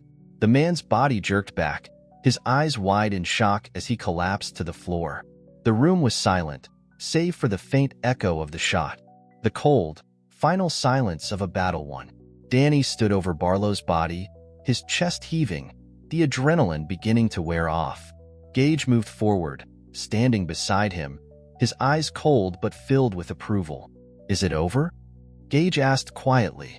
Danny looked down at the man who had caused so much pain, so much suffering, in Red Rock. He nodded. "For Barlow, it's over." Gage's eyes flicked to the door. "What about the rest of his operation? You think they'll just fold because he's gone?" Danny exhaled slowly, his gaze steady.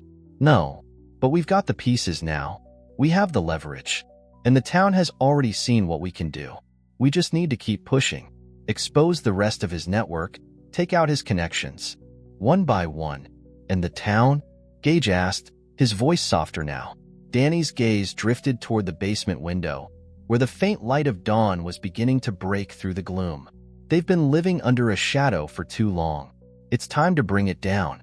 They deserve better." Gage nodded, understanding. The road ahead wasn't going to be easy. The rest of Barlow's operation still needed to be dismantled, and the corruption in Red Rock ran deeper than anyone could have anticipated. But they had started the process.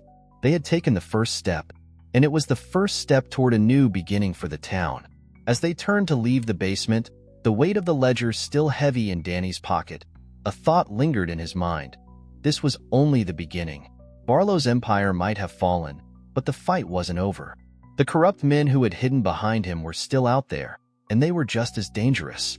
But now, Red Rock had a chance to rebuild, to reclaim what was theirs.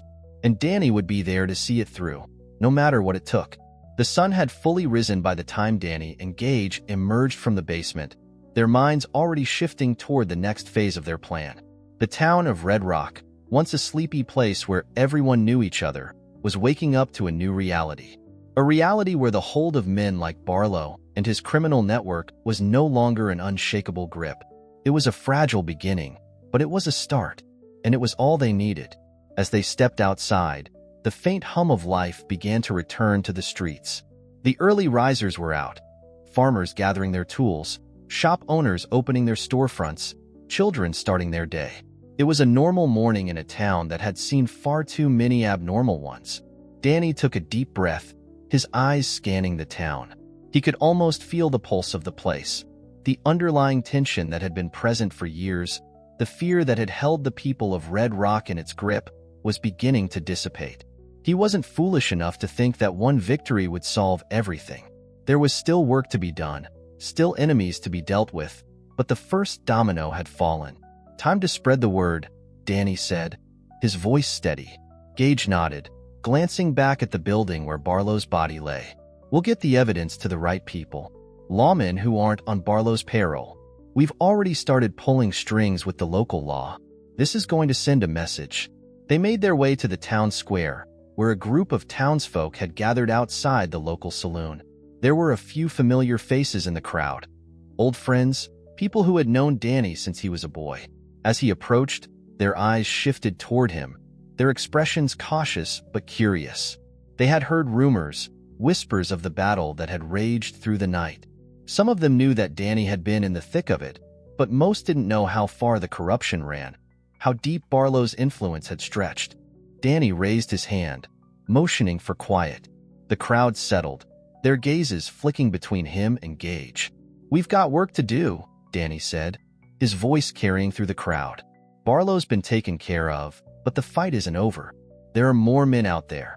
Men who have been helping him, who've been keeping this town under their control. We're going after them, too, but we need everyone on board. This town belongs to its people, and it's time to take it back." Murmurs spread through the crowd.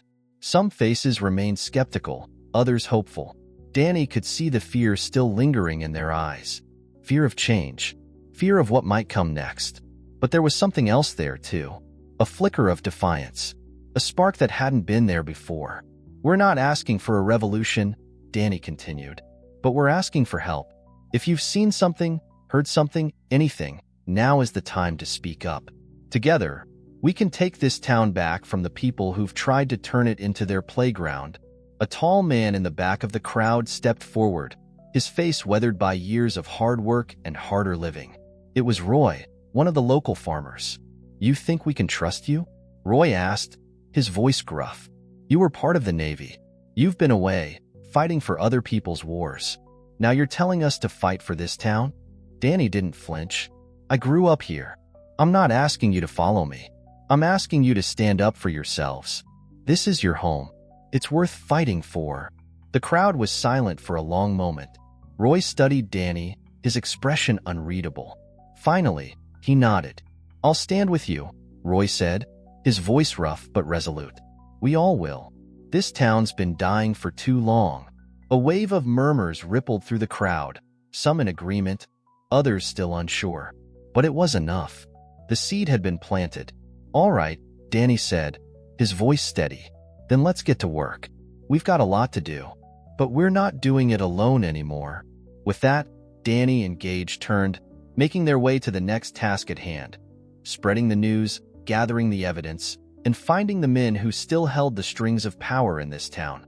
They would need to be careful, but now they had the support they needed. Hours later, as the sun began to set behind the jagged mountains, Danny found himself standing in front of the sheriff's office. The evidence, the papers from Barlow's hideout, was safely in his hands, ready to be presented to the law. But there was something else weighing on his mind. The people of Red Rock had stepped up, but there were still whispers, still resistance from those who didn't want to let go of the old ways. He pushed the door open and stepped inside. The sheriff, a man named Harold Pierce, looked up from his desk, his face hard as stone. He had been one of Barlow's allies, though his role in the operation was less clear. Danny had suspected the sheriff's involvement for years, but now, the time for suspicion was over. "I've got something for you," Danny said, placing the stack of papers on Pierce's desk. The sheriff's eyes flicked to the papers, then back to Danny, his expression unreadable. "You think you've won?" Pierce's voice was low, but there was a dangerous edge to it. "You think you can just waltz in here, wave some papers around, and everything will change? Barlow was a part of this town. You've caused enough trouble already." Danny didn't back down. "I've caused trouble? No. The trouble started when men like Barlow, and you decided to run this town for your own gain. This town belongs to the people, not criminals like him. You know that as well as I do." Pierce's face reddened, but Danny didn't give him the chance to speak.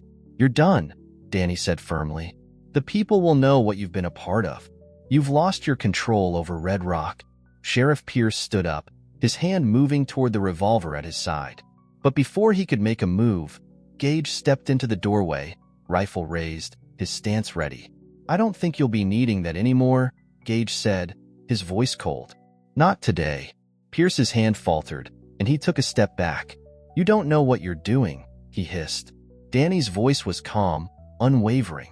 "I know exactly what I'm doing. We're taking Red Rock back." And with that, the sheriff's grip on power in the town began to slip, like sand through fingers.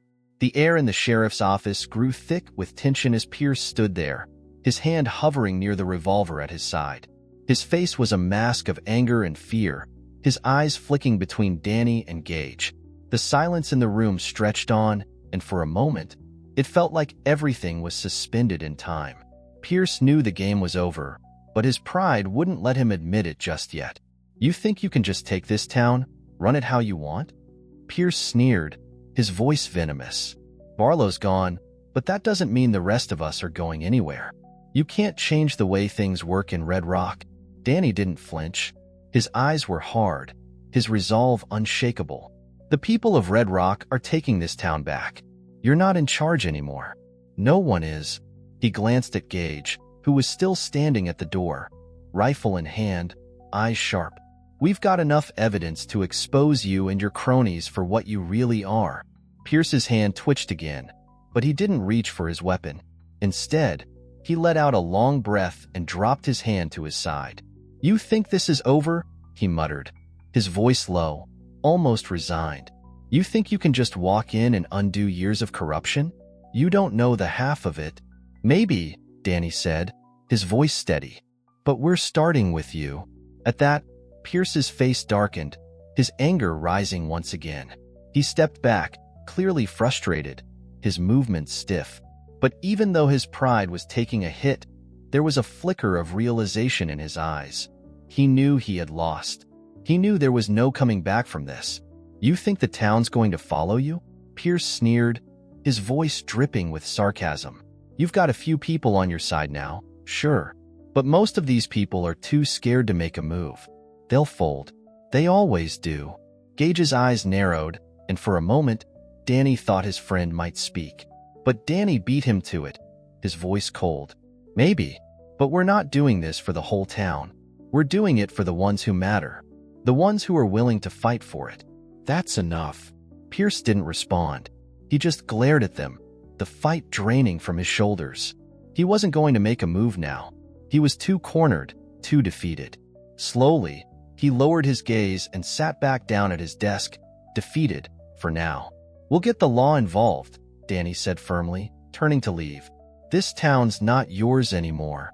With that, Danny and Gage turned and walked out of the office. The door closed behind them with a soft click, and for a moment, it felt like the weight of the past few years had been lifted off Danny's shoulders. But he knew the hard part wasn't over. This was just one victory in a much larger war. The days following the sheriff's confrontation were tense but full of change. Danny and Gage worked quickly, organizing the evidence they had gathered, taking the fight to every corner of Red Rock. The plan was clear: expose every criminal, every corrupt official, and bring them down. They needed to act fast. The longer they waited, the more likely it was that someone would try to stop them. With the sheriff neutralized, Danny reached out to those who were still loyal to the town. those who hadn't been corrupted by Barlow's empire. They worked in secret, planning their next moves.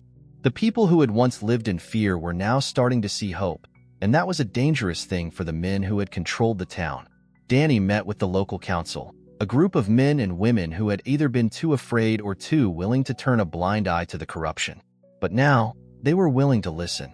"We have the evidence," Danny said, laying out the papers Barlow had left behind.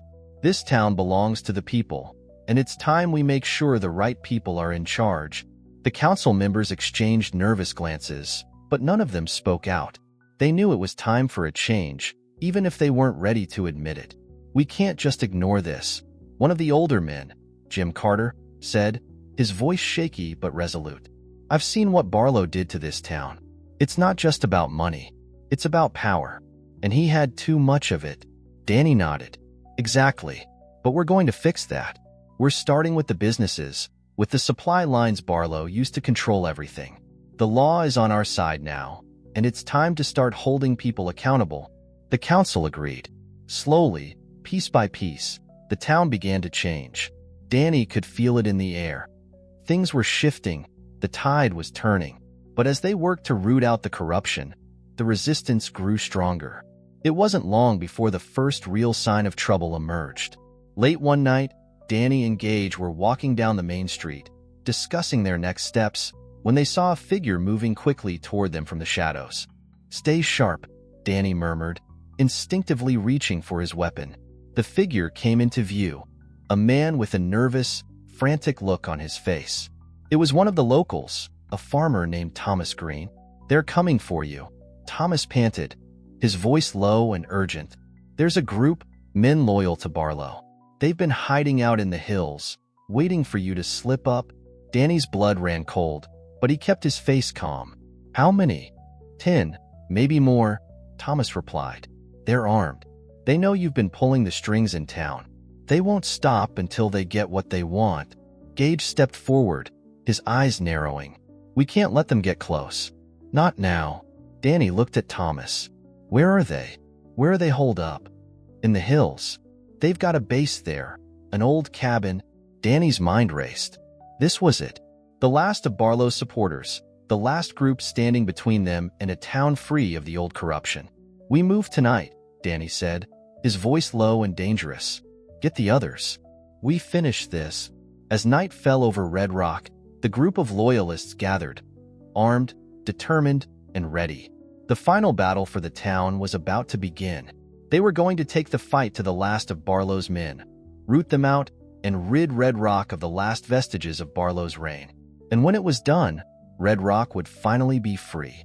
The cool night air bit at Danny's skin as he, Gage, and a small group of locals made their way up the rugged trail that led to the old cabin in the hills. The moon was barely a sliver in the sky, casting faint light over the rocky path that twisted through the trees. The sounds of the night were muted, as though even nature was holding its breath in anticipation of the conflict that was about to unfold. Danny's hand tightened around the rifle slung across his chest. His thoughts were sharp and focused, but there was an edge of unease. This was the final group of men loyal to Barlow. If they were taken out, Red Rock would have a chance, a real chance, at recovery. But there was still danger ahead. These weren't just any men. They were veterans of Barlow's operations, hardened by years of criminal activity. They weren't going to go down easily. Gage walked beside him, his eyes scanning the trail ahead, his posture tense but prepared. "You sure about this?" Gage asked, his voice low but filled with a knowing edge. "Once we do this, there's no going back." Danny nodded, his jaw tight. "There's never been a going back. Not since we started this. We finish it tonight, or we keep running." "I'm done running." Gage didn't say anything else. He simply gave a curt nod and adjusted his grip on his weapon. The rest of their group, Thomas Green and a few of the town's younger, more determined farmers, followed closely behind, their eyes flicking nervously from side to side. This was their fight, too. They had the same stake in the outcome as Danny. The cabin was just ahead, visible now as the trees began to thin. It sat low among the rocks, a dark silhouette against the dim sky. Danny could see faint movement in the windows, figures inside, their shadows shifting as they prepared for something, likely unaware of the group of Red Rock's residents creeping toward them. "We need to be quiet," Danny whispered, his voice barely a breath. "We take them by surprise. No warning shots." He turned to Gage, who gave him a sharp nod. It was time to end this. They approached the cabin in a single file, moving silently over the uneven ground. Every step was calculated, every breath held tight. Danny could feel the adrenaline surging in his veins, the weight of the mission heavy on his shoulders. But he didn't show it. His face was impassive, his eyes locked on the target. They were nearly at the cabin now. Danny could hear voices coming from inside. Low murmurs, the clink of glasses, the shuffle of boots. These men weren't expecting an attack. They were comfortable, complacent, believing that Barlow's empire was still safe. Danny signaled for the group to stop. He looked over at Gage and then at the others, his gaze steady. "We hit them hard. I'll take the left. Gage, you're on the right. Move when I move. We don't give them a chance to react." The group nodded in agreement, their faces hard with resolve. They had made it this far. They weren't about to back down now. Danny's breath slowed as he took a final, deep inhale, then exhaled. His mind was clear. This wasn't just about taking down the last of Barlow's supporters. It was about the future of Red Rock. It was about the freedom of the people who had been living under the boot of fear for far too long. And that thought steadied his hand, calmed his nerves. He was ready. "Go," Danny muttered under his breath. They moved. The group surged forward, quick and quiet, crossing the last stretch of open ground between them and the cabin. Danny's eyes never left the door, his pulse pounding in his ears. He reached the corner of the cabin and crouched low, his body melding into the shadows. He could feel the heat of his own breath, the stillness of the night, the tension of the moment. Through the window, he saw one of the men standing near the fireplace, a mug in his hand, his back to the door. Danny's heart rate kicked up, but he didn't hesitate. This was his chance. "On my mark," Danny whispered, his voice steady but urgent. He watched the man's shadow shift as he turned toward the fireplace, oblivious to the impending danger. The others were still inside, laughing, unaware that the tide of their fate was about to turn. "Mark," Danny said. The assault was swift. Danny was through the door in an instant, his rifle raised and aimed, his voice sharp. "Down. Now." The man near the fireplace froze, his eyes wide with surprise. Before he could react, Danny had already moved, his rifle trained on the others. The rest of the group surged into the cabin, weapons raised, taking down the first of Barlow's men with deadly precision. The other men inside scrambled, reaching for their own weapons, but it was too late. Gage moved in, swift and efficient, knocking one man unconscious with the butt of his rifle, while Thomas and the others followed suit, disarming and neutralizing the remaining fighters. The cabin became a flurry of movement, a whirlwind of chaos and violence, but Danny's mind stayed sharp. Every motion was calculated, every shot taken with purpose. He moved toward the back of the cabin, where he knew another group of Barlow's men had been holed up. And then, a sharp cry echoed through the night. Danny turned just in time to see one of the farmers, a young man named Luke, stumble back as a gunshot rang out. The bullet grazed his arm, but the young man's face twisted in pain. "Get down," Danny shouted, rushing toward him. Gage was there first, pulling Luke out of the line of fire and behind cover, his rifle raised to return fire. Danny's heart was racing as he sprinted forward, his eyes scanning for the shooter. There, a figure in the corner, barely visible through the smoke and dust that filled the cabin. Danny took a deep breath, aimed, and fired. The bullet struck true, and the man collapsed, his gun falling from his hands. The cabin grew quiet. Only the heavy sound of breathing filled the space. Danny's pulse was still racing, but the immediate danger had passed. He moved to Luke's side, checking the young man's wound. "It's not bad," Danny said, his voice calm. "We'll get you patched up." Gage was already moving toward the others, ensuring that the rest of Barlow's men were neutralized. Danny looked around the room. The last of them were either dead or unconscious. The threat was over, but the victory felt hollow. The battle had been won, but the war was far from over. "Get ready," Danny said, turning toward the others. "We've still got work to do." They'd taken down Barlow's last hold on the town, but there were still those who would fight to keep the old ways in place. Danny knew that Red Rock was on the brink of something new, but it would take time. It would take more than just one fight to rebuild what had been broken. But they had won a major victory tonight, and that was enough to make Danny believe that, for the first time in a long time, Red Rock had a chance. The night had fallen silent once more, the stillness of the woods broken only by the distant calls of owls and the faint rustling of leaves. The battle was over. Barlow's last loyal men had been neutralized, and the cabin was now a quiet, hollow reminder of the violence that had once gripped Red Rock. But the victory was bittersweet. Though the immediate danger had been dealt with, Danny knew that their fight was far from over. They worked quickly to tend to Luke's wound, using what limited supplies they had. It wasn't life-threatening, but the young man would need medical attention, and Danny couldn't help but feel a sting of responsibility. They had come this far, yet it was clear that the scars left by Barlow's empire wouldn't vanish overnight. Gage and the others moved methodically through the cabin, searching for any evidence they could use to further dismantle the operation. Barlow's men had left behind papers, correspondence, contracts, ledgers detailing the flow of money, and a map showing the locations of their illegal supply lines. It was more than enough to bring down what remained of the criminal network. But the real task lay ahead, eradicating the corruption that had run so deeply through Red Rock's veins. "We've got what we came for," Gage said as he walked over to Danny, a bundle of papers in his hands. "These should be enough to expose everyone. It's just a matter of getting it into the right hands." Danny glanced around the cabin, his eyes lingering on the still, silent figures of the fallen men. It was a grim victory, one that hadn't come without a price. "We can't stop here," he said quietly. "We need to take everything we've got to the people who can help. The lawmen, the council members who aren't compromised. If we leave anyone standing, we've failed."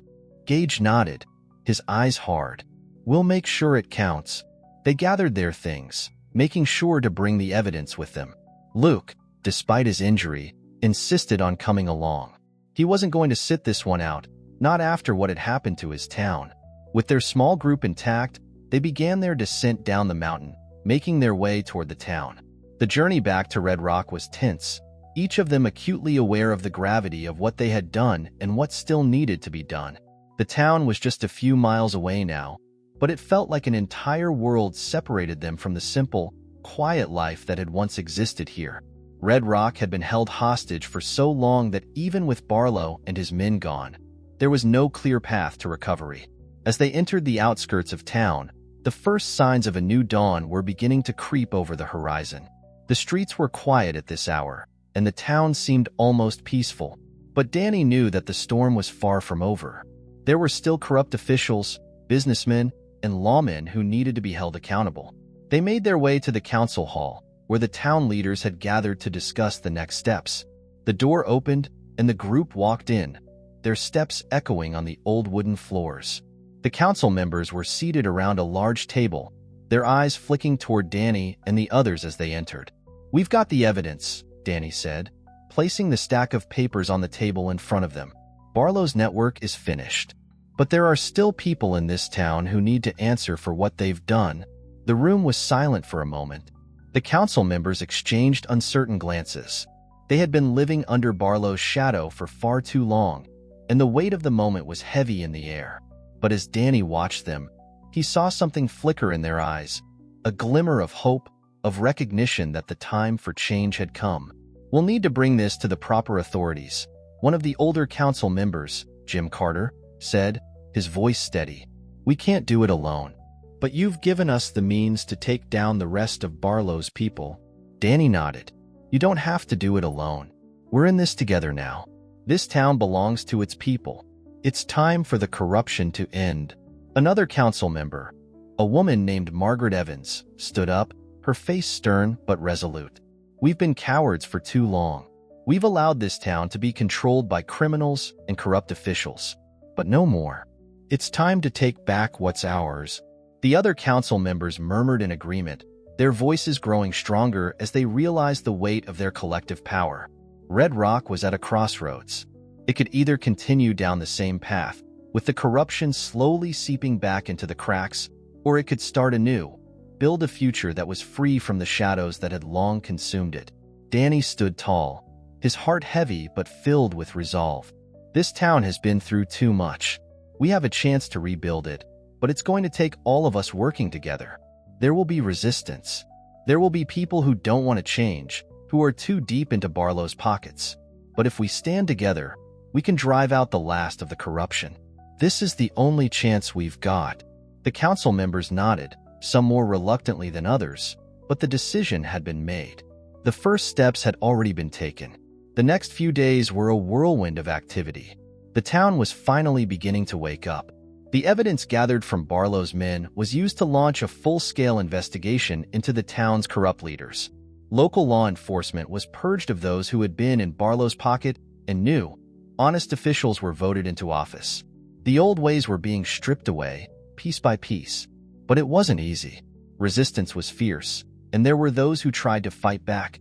Threats, sabotage, and intimidation tactics aimed at stalling the progress. But Danny wasn't intimidated. He had seen worse. And with Gage and the others by his side, they kept pushing forward, knowing that the future of Red Rock depended on their success. Through it all, Danny never lost sight of the goal. Red Rock was more than just a town. It was a symbol of resilience, of hope, and of the power of the people to rise above their oppressors. He had seen what they could do when they stood together, when they refused to back down. And though there was still much work to be done, the foundations were being laid. A new era was dawning in Red Rock, one where the people, not the criminals, would have the final say. The days following the final push were some of the most difficult and rewarding Danny had ever experienced. The town of Red Rock was slowly but surely shaking off the last remnants of Barlow's grip. With the evidence from the fallen men in the hills, Danny and his group had worked tirelessly to expose the corruption that had festered for so long. The council had started the hard work of rebuilding, removing those who had been compromised, and making decisions that would affect the future of every person in the town. There was a new sense of energy in the air, though it was tempered by the weight of what had been lost. The streets, once filled with whispers and fear, were now open with the possibility of change. For the first time in years, the town felt like it could breathe again. Danny stood outside the town's small chapel, watching as the sun rose, casting a warm, golden glow over the town. The red rocks in the distance, which had once seemed so ominous, now looked peaceful. The stark silhouette of the mountains seemed less like a barrier and more like a guardian, watching over the people of Red Rock as they took their first steps toward reclaiming their future. It had been a long road, but Danny could finally see a way forward. As he stood there, deep in thought, Gage appeared at his side, his boots crunching on the gravel as he approached. There was no need for words. Gage's expression said everything. They both knew the job wasn't done. The criminals who had once controlled Red Rock still had connections far and wide. Some had already fled, but others remained in the shadows, waiting for the right moment to strike. "The town's waking up," Danny said, his voice low. "But there's still a long way to go." Gage nodded. "You're right. The rest of Barlow's network is still out there, scattered, but they're dangerous. We need to keep the pressure on. But it's not just the criminals we have to worry about. Some of the people who've been in power for so long aren't going to go down without a fight." Danny's jaw tightened. "I know. That's why we're not stopping. We've started something here, but we have to finish it. Red Rock's future depends on it." As the morning light grew stronger, the two men made their way toward the center of town. The streets were beginning to fill with townsfolk, the once quiet place now coming alive with purpose. People were talking in hushed voices, exchanging glances, some hopeful, others uncertain. The weight of the past still lingered in the air. But there was a shift.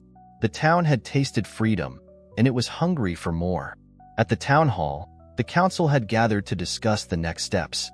Danny and Gage entered the room, where the atmosphere was serious but determined. The new leadership was in place, and everyone understood that the work was far from over. They were in the middle of a meeting when Danny and Gage arrived, and the group fell silent as they entered. Councilwoman Margaret Evans looked up, her expression tired but resolute. "We've made progress," she said, her voice steady. "But there's more we need to do. The people are looking to us now. We have to prove that this change is real." Danny nodded. The people are looking for something they haven't had in a long time. Hope.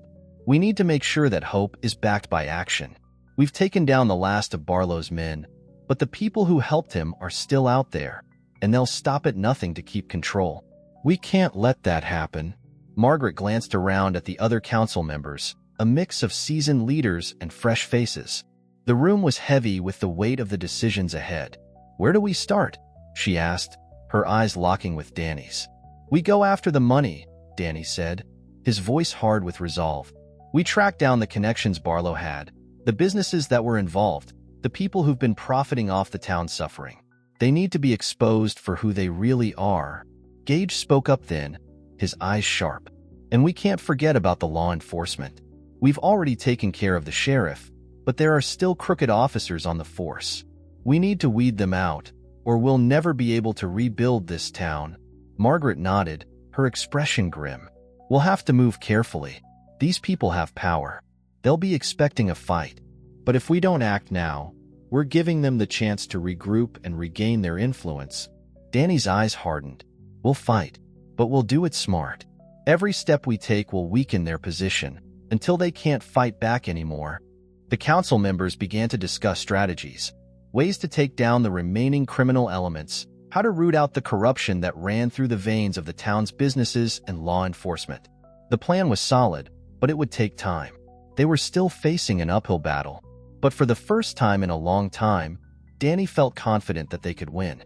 The following days were spent working in the shadows, gathering information, tracking the movements of the remaining criminals. The townspeople had begun to rally behind the changes, slowly but surely, and the council had started implementing measures to ensure that those who had been complicit in Barlow's empire wouldn't escape unscathed. Businesses were investigated, and any funds connected to illegal activity were seized. It wasn't easy. There were roadblocks at every turn. Those who had been part of Barlow's network fought back in whatever ways they could. But every victory, no matter how small, made the town stronger. The people of Red Rock had tasted freedom, and they weren't going to let go of it now. But the fight was far from over. Danny knew that. There were still men hiding in the shadows, still corrupt officials who had yet to be exposed. But Danny had faith that Red Rock could change, that it could rebuild itself from the ground up. With the support of the town, the council, and the people who had fought with him from the beginning, Danny knew that Red Rock would rise again. It wouldn't be easy. It would take time. But as long as they stayed united, as long as they remembered why they were fighting in the first place, they would prevail. And so, the journey continued. It had been weeks since the final push against Barlow's remaining loyalists. Red Rock was beginning to breathe a little easier, but the air was still thick with uncertainty. Every step forward felt like a fight for survival, but with every victory, Danny could feel the weight of their efforts slowly starting to shift. There was no turning back now, not for him or for the people of this town. As Danny stood in the doorway of the council hall, watching the town come to life under the morning sun, he couldn't help but feel that this was the moment they had all been waiting for. There was a quiet hum of optimism in the air now, but it was fragile. Just one wrong move, and the town could be torn apart again. His eyes scanned the people gathered in the square. Some were working, some were chatting in small groups, but all of them were looking for something that had been taken from them for far too long. Trust in their town, in their leadership, and in each other. But as Danny stepped into the hall, the sound of voices grew quiet. The council members were already assembled around the large table, all eyes turning to him. They had been working around the clock, digging deeper into the criminal elements that still lingered in Red Rock, and today, Danny knew, was the day they were going to take the next big step. Margaret Evans, her expression firm, stood as he walked in. "We've got news," she said, her voice steady. "A few of Barlow's higher-ups, those who slipped through the cracks, are making their move. They're not running anymore. They're fighting back. The ones we thought had scattered are organizing." Danny's jaw tightened. This wasn't unexpected, but hearing it made his blood run cold. The survivors of Barlow's reign weren't going to take their defeat lying down. They still had power, and now they had desperation on their side. "How bad is it?" Danny asked, his eyes scanning the room. Margaret exchanged a glance with Jim Carter, the elder councilman who had been working closely with them on gathering intel. "They're pulling strings behind the scenes," trying to influence the upcoming vote. If they win, they can destabilize everything we've worked for. The next election is coming up soon, and if the wrong candidates get in, they'll reclaim control of the town. Danny cursed under his breath. They were so close. The town had finally started to heal, but this was the kind of fight they couldn't afford to lose. The next election wasn't just a political contest. It was a battle for the soul of Red Rock. They want to use fear again, Gage said from the back of the room, his voice low but sharp. They've been bribing officials, planting rumors, even staging incidents to make it look like the town isn't safe. They're trying to create chaos.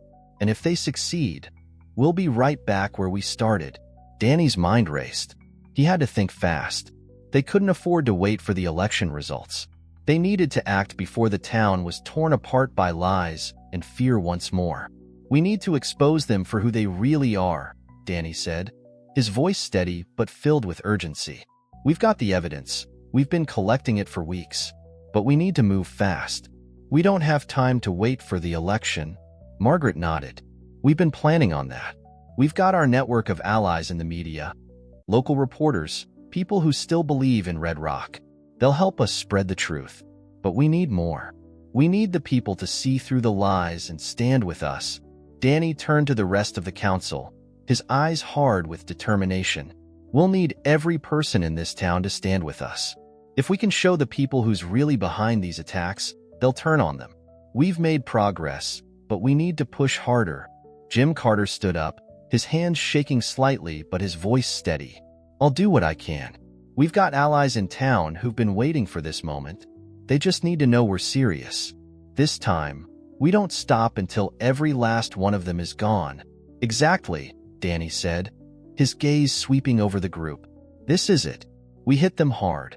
Show them that Red Rock isn't for sale anymore. The next few days were a blur of activity. The council worked tirelessly to spread the word, reaching out to the townspeople and rallying them behind their cause. Danny and Gage worked the shadows, gathering final bits of evidence, recordings, letters, anything that could connect the remaining criminals to the violence and manipulation they were trying to instigate. The key to their plan was the local news outlet, a small but influential paper called the Red Rock Tribune. It had been one of the few institutions in town not completely under Barlow's thumb. The paper's editor, a fiery woman named Claire Holt, had been one of the first to support Danny's efforts to expose the corruption. Now, she was their strongest ally. Are you ready for this? Claire asked as she looked over the papers Danny had brought her. She ran a hand through her short-cropped hair, her face a mask of concentration. We have to be, Danny replied, his gaze steady. This town is hanging by a thread. If we don't show the people the truth now, it'll be too late. Claire nodded and picked up the phone, dialing the number of her best reporter. We're running this tonight. Get the word out. Every corner of Red Rock needs to know what's really going on. The day of the release was tense. The town's residents were divided. Some were ready to stand with the new leadership. Some were still too afraid to speak out. The remnants of Barlow's supporters had been working overtime, trying to make the town feel unsafe. But now it was time to turn the tables. That afternoon, the Red Rock Tribune published its explosive expose, an inside look at the last of Barlow's network, with names, dates, and evidence laid bare. They exposed the lies, the manipulation, and the corrupt deals that had kept Red Rock under Barlow's control for so long. It was a calculated, precise attack on everything Barlow's men had built. As soon as the paper hit the stands, a firestorm of whispers and conversations spread through the town like wildfire. People read the headlines with shock, disbelief, and then something else: hope. The people who had once feared retribution began to see that they had power after all. By nightfall, the impact was already being felt. Council members who had been hesitant began to speak up. The people who had kept their heads down for too long began to rise and join the fight. The pressure was mounting on the remaining criminals. One by one, they began to retreat into the shadows, knowing their days in Red Rock were numbered. Danny stood outside the council hall, looking out at the town square. He could feel the shift in the air. It wasn't over yet, but it was close. He could see it in the people's eyes. Their faces, once filled with fear, were now filled with determination. It's happening, Gage said, stepping beside him. The people are waking up. Danny nodded, a grim smile crossing his face. This town's had enough. And so have I. As they looked out over Red Rock, Danny knew that the fight wasn't over. There would be more battles, more resistance, more sacrifices. But this time, they had a real chance to win. And with the people of Red Rock standing with them, there was nothing they couldn't overcome. The final chapter was still being written, but Danny knew one thing for sure.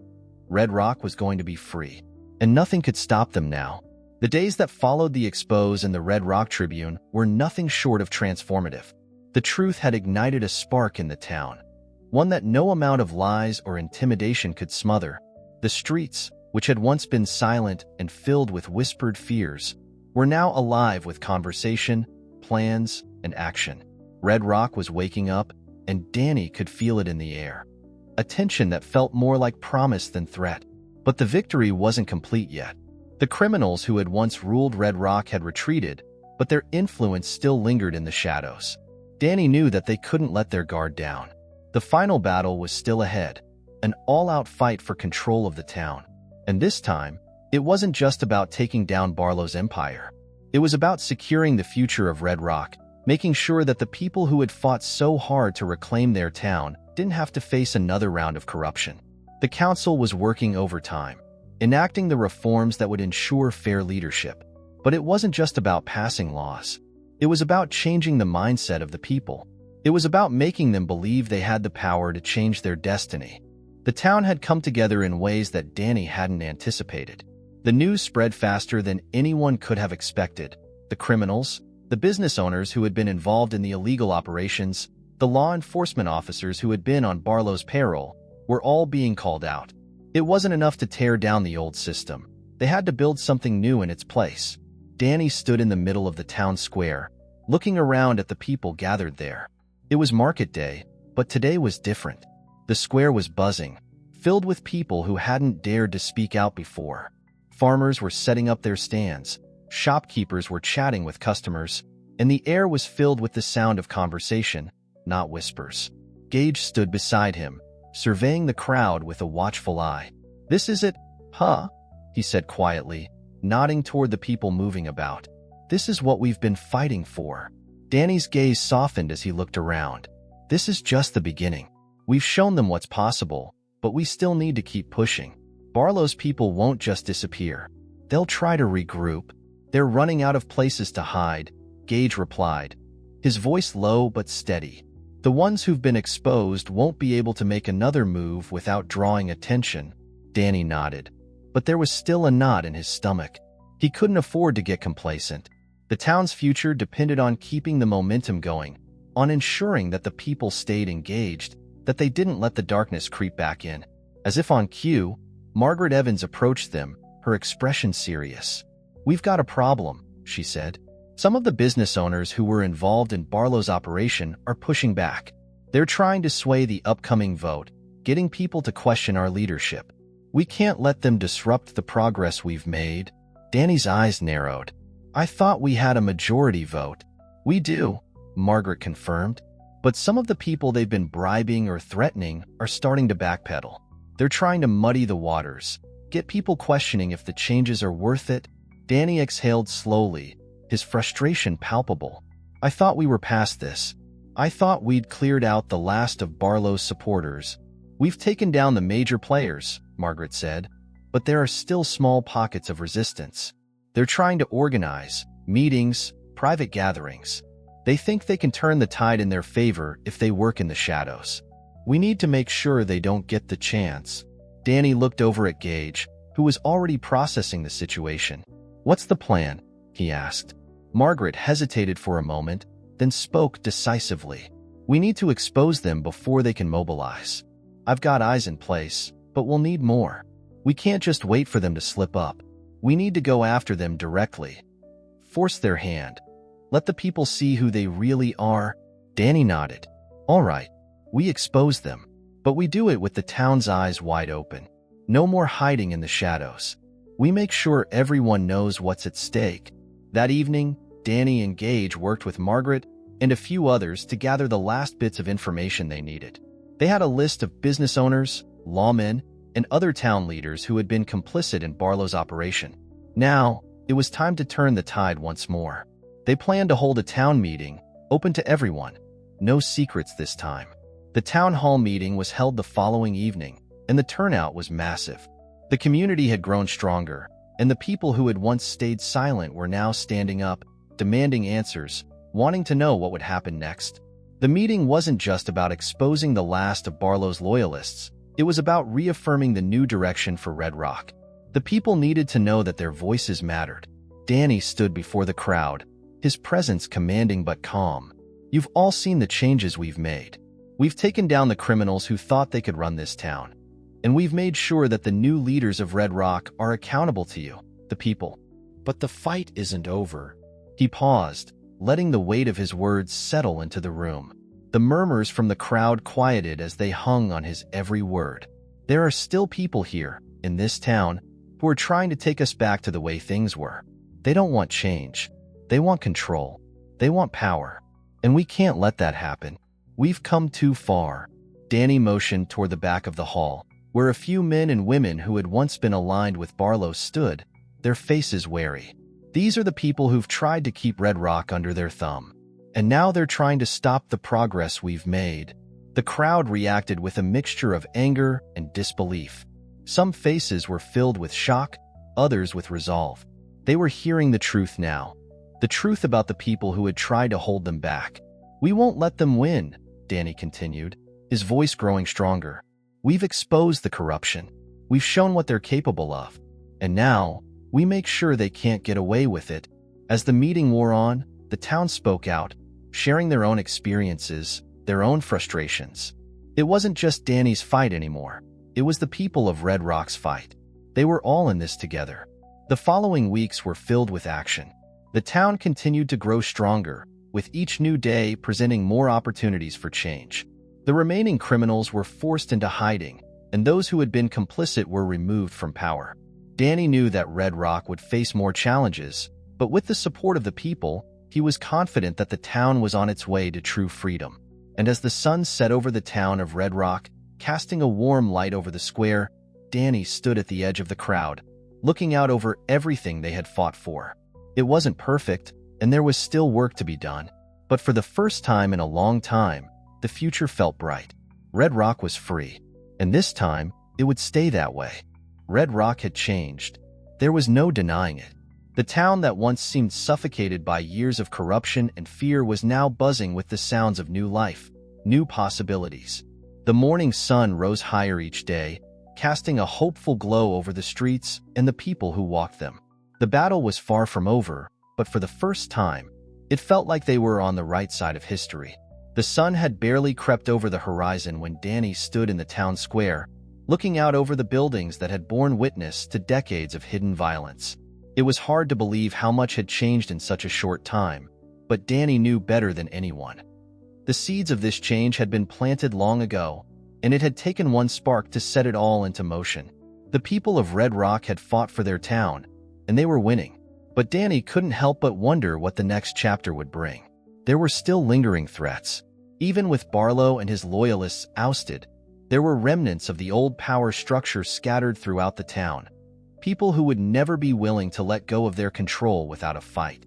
As Danny stood, his thoughts were interrupted by the sound of footsteps approaching. Gage appeared beside him, his hands shoved in his jacket pockets, his face as unreadable as ever. "How's it feel?" Gage asked, his voice light, but Danny could hear the undercurrent of concern. Danny sighed, glancing over at him. "It feels like the calm before a storm." "Yeah, I thought you might say that," Gage responded, a faint smirk tugging at his lips. "But you know, there's no storm brewing here. You did what you said you were going to do. The people are with us. The council's on our side. You've turned this whole town upside down." Danny's gaze softened as he looked around the square. "It's more than just the council, Gage. It's about the people, about them finally seeing what they're capable of. I think they've always known deep down that they had the power to take control back from people like Barlow. But it took something drastic to shake them awake. And you gave them that," Gage said, his tone more serious now. "You lit the fire. Now it's up to them to keep it burning." Danny nodded. The work had just begun, and every decision they made from here on out would determine the kind of future Red Rock would have. It wasn't just about cleaning up the mess left by Barlow and his criminal network. It was about laying the foundation for a town that could stand on its own, free from fear and control. "I hope they're ready for it," Danny muttered, his voice distant. "Because I know I can't do it alone." "You won't have to," Gage said, a rare note of reassurance in his voice. "The people are already showing up, just like you knew they would. The change is here. They'll carry it forward." Danny was about to respond when Margaret Evans approached them, her face drawn but determined. Her work had never stopped. The fight against Barlow's influence had only intensified after his removal. The real battle was in rebuilding what had been destroyed, making sure that what came next would be better for everyone. "We've got a new problem," she said, her eyes narrowing. "There are still a few pockets of resistance. Some of the old network is still trying to control things, pulling strings behind closed doors. It's not going to be easy to completely root them out, but we need to get ahead of this before they do something drastic." Danny clenched his jaw. "How bad is it?"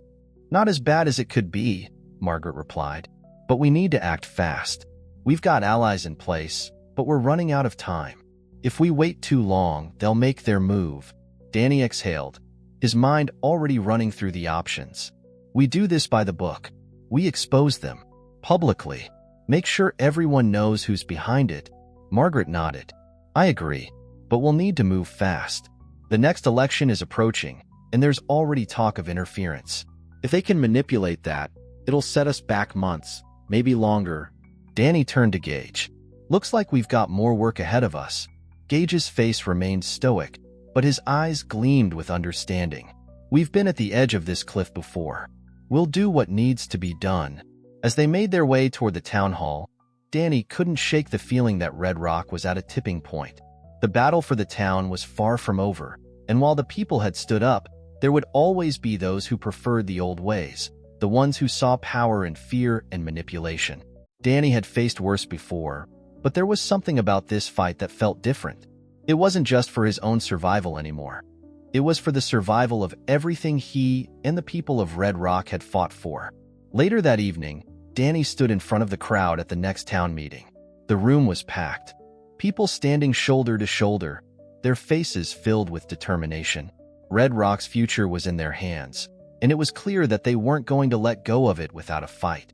Tonight, Danny began, his voice steady but filled with the weight of what was to come. "We stand together, not just for what we've won, but for what we're still fighting for. The criminals who ran this town think they can slip back into the shadows, but we won't let them. They don't control us anymore. We're not going back." The crowd erupted into applause, and Danny could feel the energy in the room shift. There was no turning back now. The people of Red Rock weren't just rallying behind him. They were rallying behind the future they all wanted to see, one where they no longer had to live in the shadows of fear. "We've taken down the old system," Danny continued, "but there are still remnants of it, and we need to make sure that doesn't happen again. This town belongs to the people. It's time to show them that Red Rock won't be silenced, won't be controlled, and won't be bought." The roar of support from the crowd was deafening. Danny knew they weren't just speaking out for themselves. They were speaking for the town that had been held hostage for too long. This was their chance to rebuild, to take the pieces of the past and forge something better. But as he looked out over the crowd, Danny knew that this was just the beginning. The hard work was still ahead of them. There would be threats, resistance, and setbacks. But they had something stronger now, something that could not be bought or controlled: unity. As the meeting came to a close and people began filing out of the hall, Danny stood at the front, looking over the crowd. The fire that had once been extinguished in Red Rock was burning brighter now than ever before, and Danny knew that no matter what came next, they wouldn't let it go out. This town was theirs to rebuild. And with every step they took forward, Red Rock was becoming something more than just a place on a map. It was becoming a symbol of resilience, of defiance, and of the unbreakable power of the people. It had been a week since the town meeting, and the energy in Red Rock was palpable. The cracks in the old system were finally being filled in by a new, unified effort, one where the people of the town took their fate into their own hands. But despite the outward show of unity, Danny knew that the work was far from finished. There were still enemies lurking in the shadows, still hands reaching from the dark corners of the town's past, trying to re-establish their control. The first signs of the resistance had already emerged. Small, scattered attempts to create doubt, to stir up fear again. Propaganda was being passed around. Whispers were being spread, and a few old faces that had once been tied to Barlow's operations were reappearing in the streets, trying to rekindle their influence. But this time, the people weren't as easily fooled. Danny and Gage had been keeping an eye on the situation, watching carefully for any signs of escalation, and as the sun set over the town, they knew it was time to take the next step. They were sitting in the back office of the Red Rock Tribune, with Claire Holt, a staunch ally and someone who had stood with them from the beginning. The newspaper had been instrumental in exposing the truth and getting it out to the people, but they had come to realize that their role in this fight wasn't over yet. They had to take the next step to ensure that the corrupt forces that had once controlled Red Rock didn't simply regroup and reassert their grip.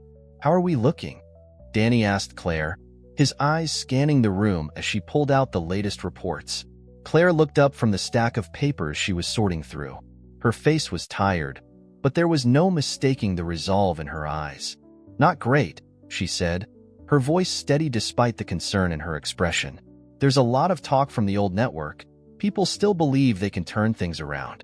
I've got a few of my sources in the council who've confirmed that some of these business owners and former allies of Barlow are trying to influence the upcoming elections. They're making their move. If we don't stop them now, we could have another round of manipulation on our hands." Danny leaned forward, his brow furrowing as he processed the information. "So they're trying to stage a comeback. Not surprising. What's the plan?"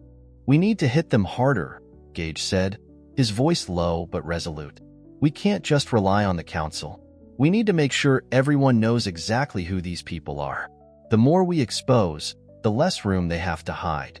The people of Red Rock won't tolerate it again." Claire nodded in agreement. "The Tribune has the reach, but we need to step it up. I've got a few stories that'll go live tomorrow, but it's not enough. We need a bigger blow, a message they can't ignore." Danny's eyes hardened.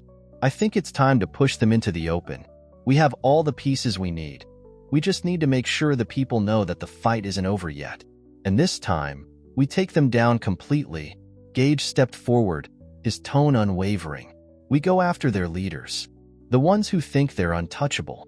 The ones hiding behind their money and influence." Danny nodded. "Get the word out. Make sure the Tribune publishes everything we have. We'll take out their networks, force them into the open. We'll start with the businessmen, the corrupt officials, anyone still holding on to Barlow's operation. It ends now." The next few days were a blur of planning and execution. Danny, Gage, and Claire worked tirelessly, uncovering more details of the old criminal network that had once ruled Red Rock. It wasn't just about the politicians and businessmen. There were still figures hiding behind layers of deceit, pretending to be legitimate while continuing to manipulate the town from behind closed doors. As Claire worked on the stories that would expose the corruption, Danny and Gage gathered the remaining pieces. They worked quickly, making sure that everything was aligned before they pulled the trigger. The town was still fragile, and they couldn't afford any missteps. The day of the expose came. By midday, the Red Rock Tribune hit the streets with its largest edition yet. Headlines that blared the names of the remaining corrupt officials and businessmen, those still tied to Barlow's operation. The stories were unflinching, documenting every deal, every transaction, and every shady alliance made in the shadows of Red Rock's past. As people picked up the paper, they could feel the weight of the truth crashing down on them. The criminals, those who had thought they could hide behind money and power, were now exposed for everyone to see. But that wasn't enough. Danny knew that the story wasn't the end. It was the beginning of a new phase of the fight. That evening, Danny stood in the town square again, watching the hustle and bustle of Red Rock's life continue, but with a sense of purpose in the air that hadn't been there before. People were reading the papers, talking to each other in groups. The weight of the revelations had landed, but Danny knew that it wouldn't be enough just to expose them. Now, the town had to do its part. As the night wore on, Danny and Gage walked through the streets, quietly observing the reactions of the townsfolk. They could feel the tension, but also a sense of empowerment. People were talking, sharing their thoughts. There was a palpable sense of unity among the crowd. Red Rock had come together, but the real question was whether they could stand firm. Danny stopped in front of the old saloon, where a group of men, familiar faces from the town's past, were gathered, their conversations low but heated. Danny could tell that some of them had already made their minds up about the future. One of them, a man named Hank, looked up as he saw Danny approaching. He was one of the old-timers, a man who had been in Red Rock since before the corruption had taken hold. Hank had never fully supported Barlow, but he had been too afraid to speak out. Danny walked up to him, his voice steady but firm. "You've seen the truth now. It's time to take a stand." Hank looked him over, his face conflicted but determined. "I've always known something wasn't right," he said slowly, "but seeing it all laid out like this makes it hard to ignore." Danny didn't back down. "It's time to decide, Hank. You and the rest of the town have a choice. Stay in the shadows or help us rebuild Red Rock." The older man nodded, a glint of resolve in his eyes. "You know where I stand, Danny. We've been too quiet for too long. This town's seen enough fear. We won't let it go back to the way it was." Danny smiled, a weight lifting from his shoulders. "Good. Because we're not done. We're just getting started." As the days wore on, Red Rock moved into its new phase, one where the people took control, not just of their town, but of their future. The fight wasn't over, but the momentum was on their side. With the criminals exposed, their backs to the wall, the final push to secure Red Rock's freedom was underway. For Danny, there was no turning back. There were still battles to fight, but now, the town wasn't fighting alone, and that made all the difference. The days after the explosive release of the Red Rock Tribune were marked by a charged atmosphere. The streets of Red Rock were alive with voices, some filled with anger, others with defiance, but all demanding change. The final push against the remnants of Barlow's criminal network was underway, and Danny could feel the weight of it all. It wasn't just about exposing the criminals anymore. It was about making sure they had no place to hide, no safe corner to retreat to. Danny and Gage had been preparing for this moment. They had carefully laid the groundwork, building alliances with the right people, positioning themselves to strike at the heart of the remaining factions that had once controlled Red Rock. But with every victory, every inch of progress made, Danny knew that there were still those in the shadows, waiting for their moment to strike back. As the days passed, it became clear that the resistance wasn't going to simply roll over. The business owners who had been exposed, the corrupt officials and police officers who had been in Barlow's pocket, were beginning to push back in ways that Danny hadn't expected. They were trying to rally their remaining supporters, using fear, misinformation, and intimidation to hold onto whatever scraps of power they could. But Danny wasn't about to let them win. The people of Red Rock had fought too hard, sacrificed too much, to let the past repeat itself. He knew that now was the time to strike the final blow, to ensure that the town was truly free. One evening, Danny met with Margaret Evans and the rest of the council. The meeting was being held in the back of the Red Rock Tribune, the paper's office serving as their war room. Danny sat at the head of the table, looking over the maps and reports that littered the surface. The townsfolk were gathered in the next room, waiting for the word. Everyone in Red Rock was watching, waiting for the next step. "We've got them on the run," Danny said, his voice calm but filled with a quiet intensity. "But they're not finished yet. The real fight is happening now. We need to root out the last of Barlow's men and make sure there's no question who's in charge of this town." Margaret nodded, her brow furrowed in thought. "We've got some of the remaining criminals cornered, but they've got money, they've got resources, and they're using everything they have to stir up dissent. If we can't deal with them now, we risk letting them regroup and come back stronger." Danny clenched his fists, his mind racing. "We've exposed them, but they still have their networks. They're trying to undermine us through the town's businesses, the press, even the law. It's all connected, and we have to break those connections once and for all." Claire Holt, who had been quiet up until this point, spoke up. "We've already started exposing the businesses that were part of Barlow's operation, but it's not enough to just take down their finances. We need to go after the people who are still pulling the strings, those who think they're untouchable." Gage stepped forward, his eyes hard with resolve. We know who they are. The ones who've been lurking in the shadows, pretending to play by the rules. We can take them down, one by one. We just need to hit them all at once, so they can't escape. Danny's eyes hardened as he looked around the room. The time for talking was over. The time for action had come. We need to strike tonight, he said, his voice unwavering. We've got the people. We've got the proof. Now we just need to make sure they can't run anymore. That night, Red Rock streets were filled with the sound of movement, the quiet hum of purpose that had been building for weeks. The townspeople, farmers, shopkeepers, teachers, and workers were taking to the streets, rallying behind their new leaders. As Danny and Gage moved through the streets, they could feel the unity in the air. The town had come alive with the realization that they were no longer under anyone's thumb. The final raid was set in motion. Danny, Gage, and the rest of their group of trusted allies moved silently through the night, making their way toward the heart of the remaining criminal operations. It wasn't just about destroying businesses anymore. It was about tearing apart the webs of influence that had allowed Barlow's empire to thrive for so long. They hit their targets in quick succession. First, a group of corrupt businessmen who had been laundering money through underground channels. Then, the police officers who had taken bribes, using their power to intimidate and control. Danny and his group worked efficiently, neutralizing the threat without causing unnecessary bloodshed. These weren't the people who had been directly responsible for the violence. They were the ones who had enabled it. By the time the sun began to rise, Danny knew that the remaining elements of Barlow's network had been exposed and eliminated. The last of the resistance had been dealt with, but there was still work to do.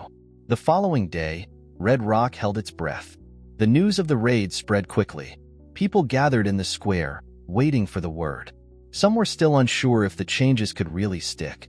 Others were cautiously hopeful. But Danny knew that the final step was the hardest. Now, it was about making sure the old power structures were completely dismantled, that the people knew they were free. At the next town meeting, the room was packed with people from every corner of Red Rock. They stood together, shoulder to shoulder, as Danny addressed them one last time. "We've fought hard for this," he said, his voice carrying through the room. "But this isn't just my fight, or the council's fight. This is your fight. You've taken back your town, and now it's time to make sure that it stays yours. The work isn't over. We have to keep fighting, keep rebuilding. We have to make sure that no one ever takes this from us again." The crowd erupted in applause, their faces filled with pride, determination, and hope. For the first time in a long time, Red Rock was free, and they knew that with the strength of their unity, they could face whatever challenges came next. As the meeting drew to a close, Danny stood at the back of the room, watching the people of Red Rock begin to filter out, their voices filled with purpose. He felt a weight lift from his shoulders, but he knew it wasn't over yet. The road ahead would be long, and there would be obstacles to overcome. But they had proven something today. They had proven that they were no longer afraid. They had shown that they were willing to fight for their future. Danny and Gage exchanged a glance.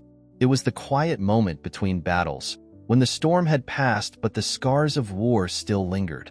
"We did it," Gage said, a rare smile playing at the corners of his mouth. Danny nodded, his eyes focused on the horizon, where the first light of the new day was breaking through the darkness. This is just the beginning. And with that, Danny knew that Red Rock had finally been set free, not just from the criminals who had controlled it, but from the fear that had held it captive for so long. The next few weeks were a blur. Red Rock, still reeling from the shock of Barlow's downfall, began to settle into its new rhythm. The remnants of the criminal network had been completely dismantled, and with the evidence now out in the open, the people of Red Rock felt an overwhelming sense of justice.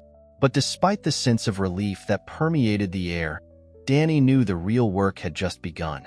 It wasn't just about removing the corrupt officials or taking down the criminals who had profited from the town's misery.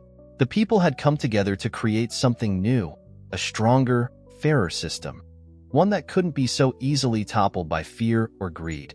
But rebuilding trust after years of oppression was a delicate process.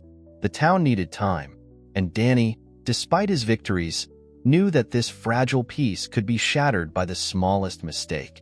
The council had been working around the clock, implementing reforms and strengthening the town's infrastructure. Red Rock was beginning to change, but so much still needed to be done. One quiet afternoon, as Danny walked down the now bustling streets of Red Rock, he couldn't help but notice how much the town had transformed. It was like the weight of years had been lifted, the once silent streets now filled with conversation, laughter, and purpose. But there was still an undercurrent of tension, an understanding that the town had won a victory, but the fight was far from over. As Danny passed by a small cafe, he saw Gage sitting at a table outside, a cup of coffee in front of him, looking out over the street with a thoughtful expression. Danny approached and took a seat across from him without saying a word. Gage glanced up and gave him a small nod. "How's the town holding up?" "Better than I thought," Danny replied, leaning back in his chair. "People are starting to trust again, but there's still a lot of work to do." Gage's eyes remained fixed on the crowd passing by. "You're right. This isn't over. We've cleaned house, but there are still cracks to fill. There's still a lot of rebuilding to do. Not just the town, but the people. They need to believe in what they've won." "I know," Danny said, the weight of the words sinking in. "I see it in their eyes, the hope, the fear, all mixed together. They're trying to move forward, but it's hard. It's going to take more than just taking down the bad guys. We need to build something lasting, something stronger." Gage nodded. "That's the real fight, isn't it?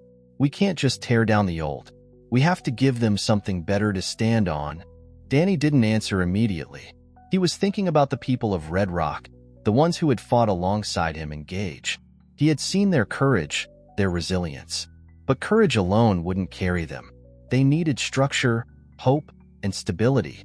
And as much as he wanted to focus on the immediate aftermath, he knew that the foundation of Red Rock's future depended on something deeper than what had been exposed. Later that evening, at another town meeting, the air was thick with conversation. People had come from all corners of Red Rock to discuss the next steps. The town was divided, not by the struggle against the criminals that had plagued them, but by the uncertainty of what came next. Would they hold on to the power they had reclaimed, or would it slip away? Danny stood before them again, just as he had countless times before. But this time, the room felt different. There was a palpable sense of expectation in the air. The people were ready to begin building the future. They just needed the right direction. "We've fought hard for this," Danny began, his voice strong, echoing in the small, packed room. "But the battle isn't just about what we've won. It's about what we build next. What kind of town do we want Red Rock to be?" The room fell silent, and every eye in the room was on him. It was a question that carried the weight of a generation's dreams, and Danny felt that weight, a responsibility he hadn't fully understood until this moment. "We've shown what happens when we stand together, when we take back control. But we've also seen how fragile that control can be. This town belongs to you, the people. It's time to decide how we want to govern, how we want to lead. We can't afford to go back to the way things were." Margaret Evans stood, her expression thoughtful but resolute. "Danny's right. The fight for Red Rock doesn't stop here. It's about the kind of leadership we choose, the kind of future we choose. This isn't just about eradicating corruption. It's about creating something that lasts. A town where no one is above the law." A murmur of agreement rippled through the room, and Danny could feel the energy shift. The fight was no longer about survival. It was about the future. "This is our moment," Danny continued. "We've proven we can fight for this town. Now it's time to prove we can build it, together." The following days were filled with discussions, debates, and ideas. The council worked tirelessly to establish a new set of bylaws, creating checks and balances that would prevent any single person or group from seizing control again. The people of Red Rock had won their freedom, but now they had to safeguard it. Danny's role in this process had changed. He wasn't just the leader in the shadows, the one making all the decisions. Now, he was a part of something larger, a community of people who were shaping their own destiny. He had been the spark, but the people were the ones who would keep the fire alive. And through it all, Danny had learned that the real challenge wasn't the fight itself, but the work that came afterward. The work of building trust, healing wounds, and ensuring that the mistakes of the past never repeated. One morning, Danny found himself standing at the edge of town once more, overlooking the familiar expanse of Red Rock. The sun was rising, casting a golden hue over the landscape, and for the first time in a long while, Danny allowed himself a moment of peace. Gage appeared beside him, his face unreadable as always, but with a slight smile tugging at the corner of his mouth. "You ever think this town's going to be what it could have been?" Danny turned to look at him, a quiet smile breaking through his own expression. "I don't know," he said, his voice soft but filled with hope. "But I think we've got a good shot at it." The two men stood there for a long while, watching the sun rise over Red Rock. The fight wasn't over. There would be challenges ahead, and there were always forces that wanted to bring the town back to the way it was. But Danny knew something now that he hadn't before. The people of Red Rock were strong enough to face whatever came next. For the first time in a long time, Red Rock was free. And this time, they wouldn't let it slip away. If you enjoyed this story, please leave your comment below and don't forget to like, share, and subscribe to our YouTube channel where your support means the world to us. We look forward to bringing you more content that inspires growth, joy, and purpose. Thank you for watching, and we'll see you tomorrow for another special story.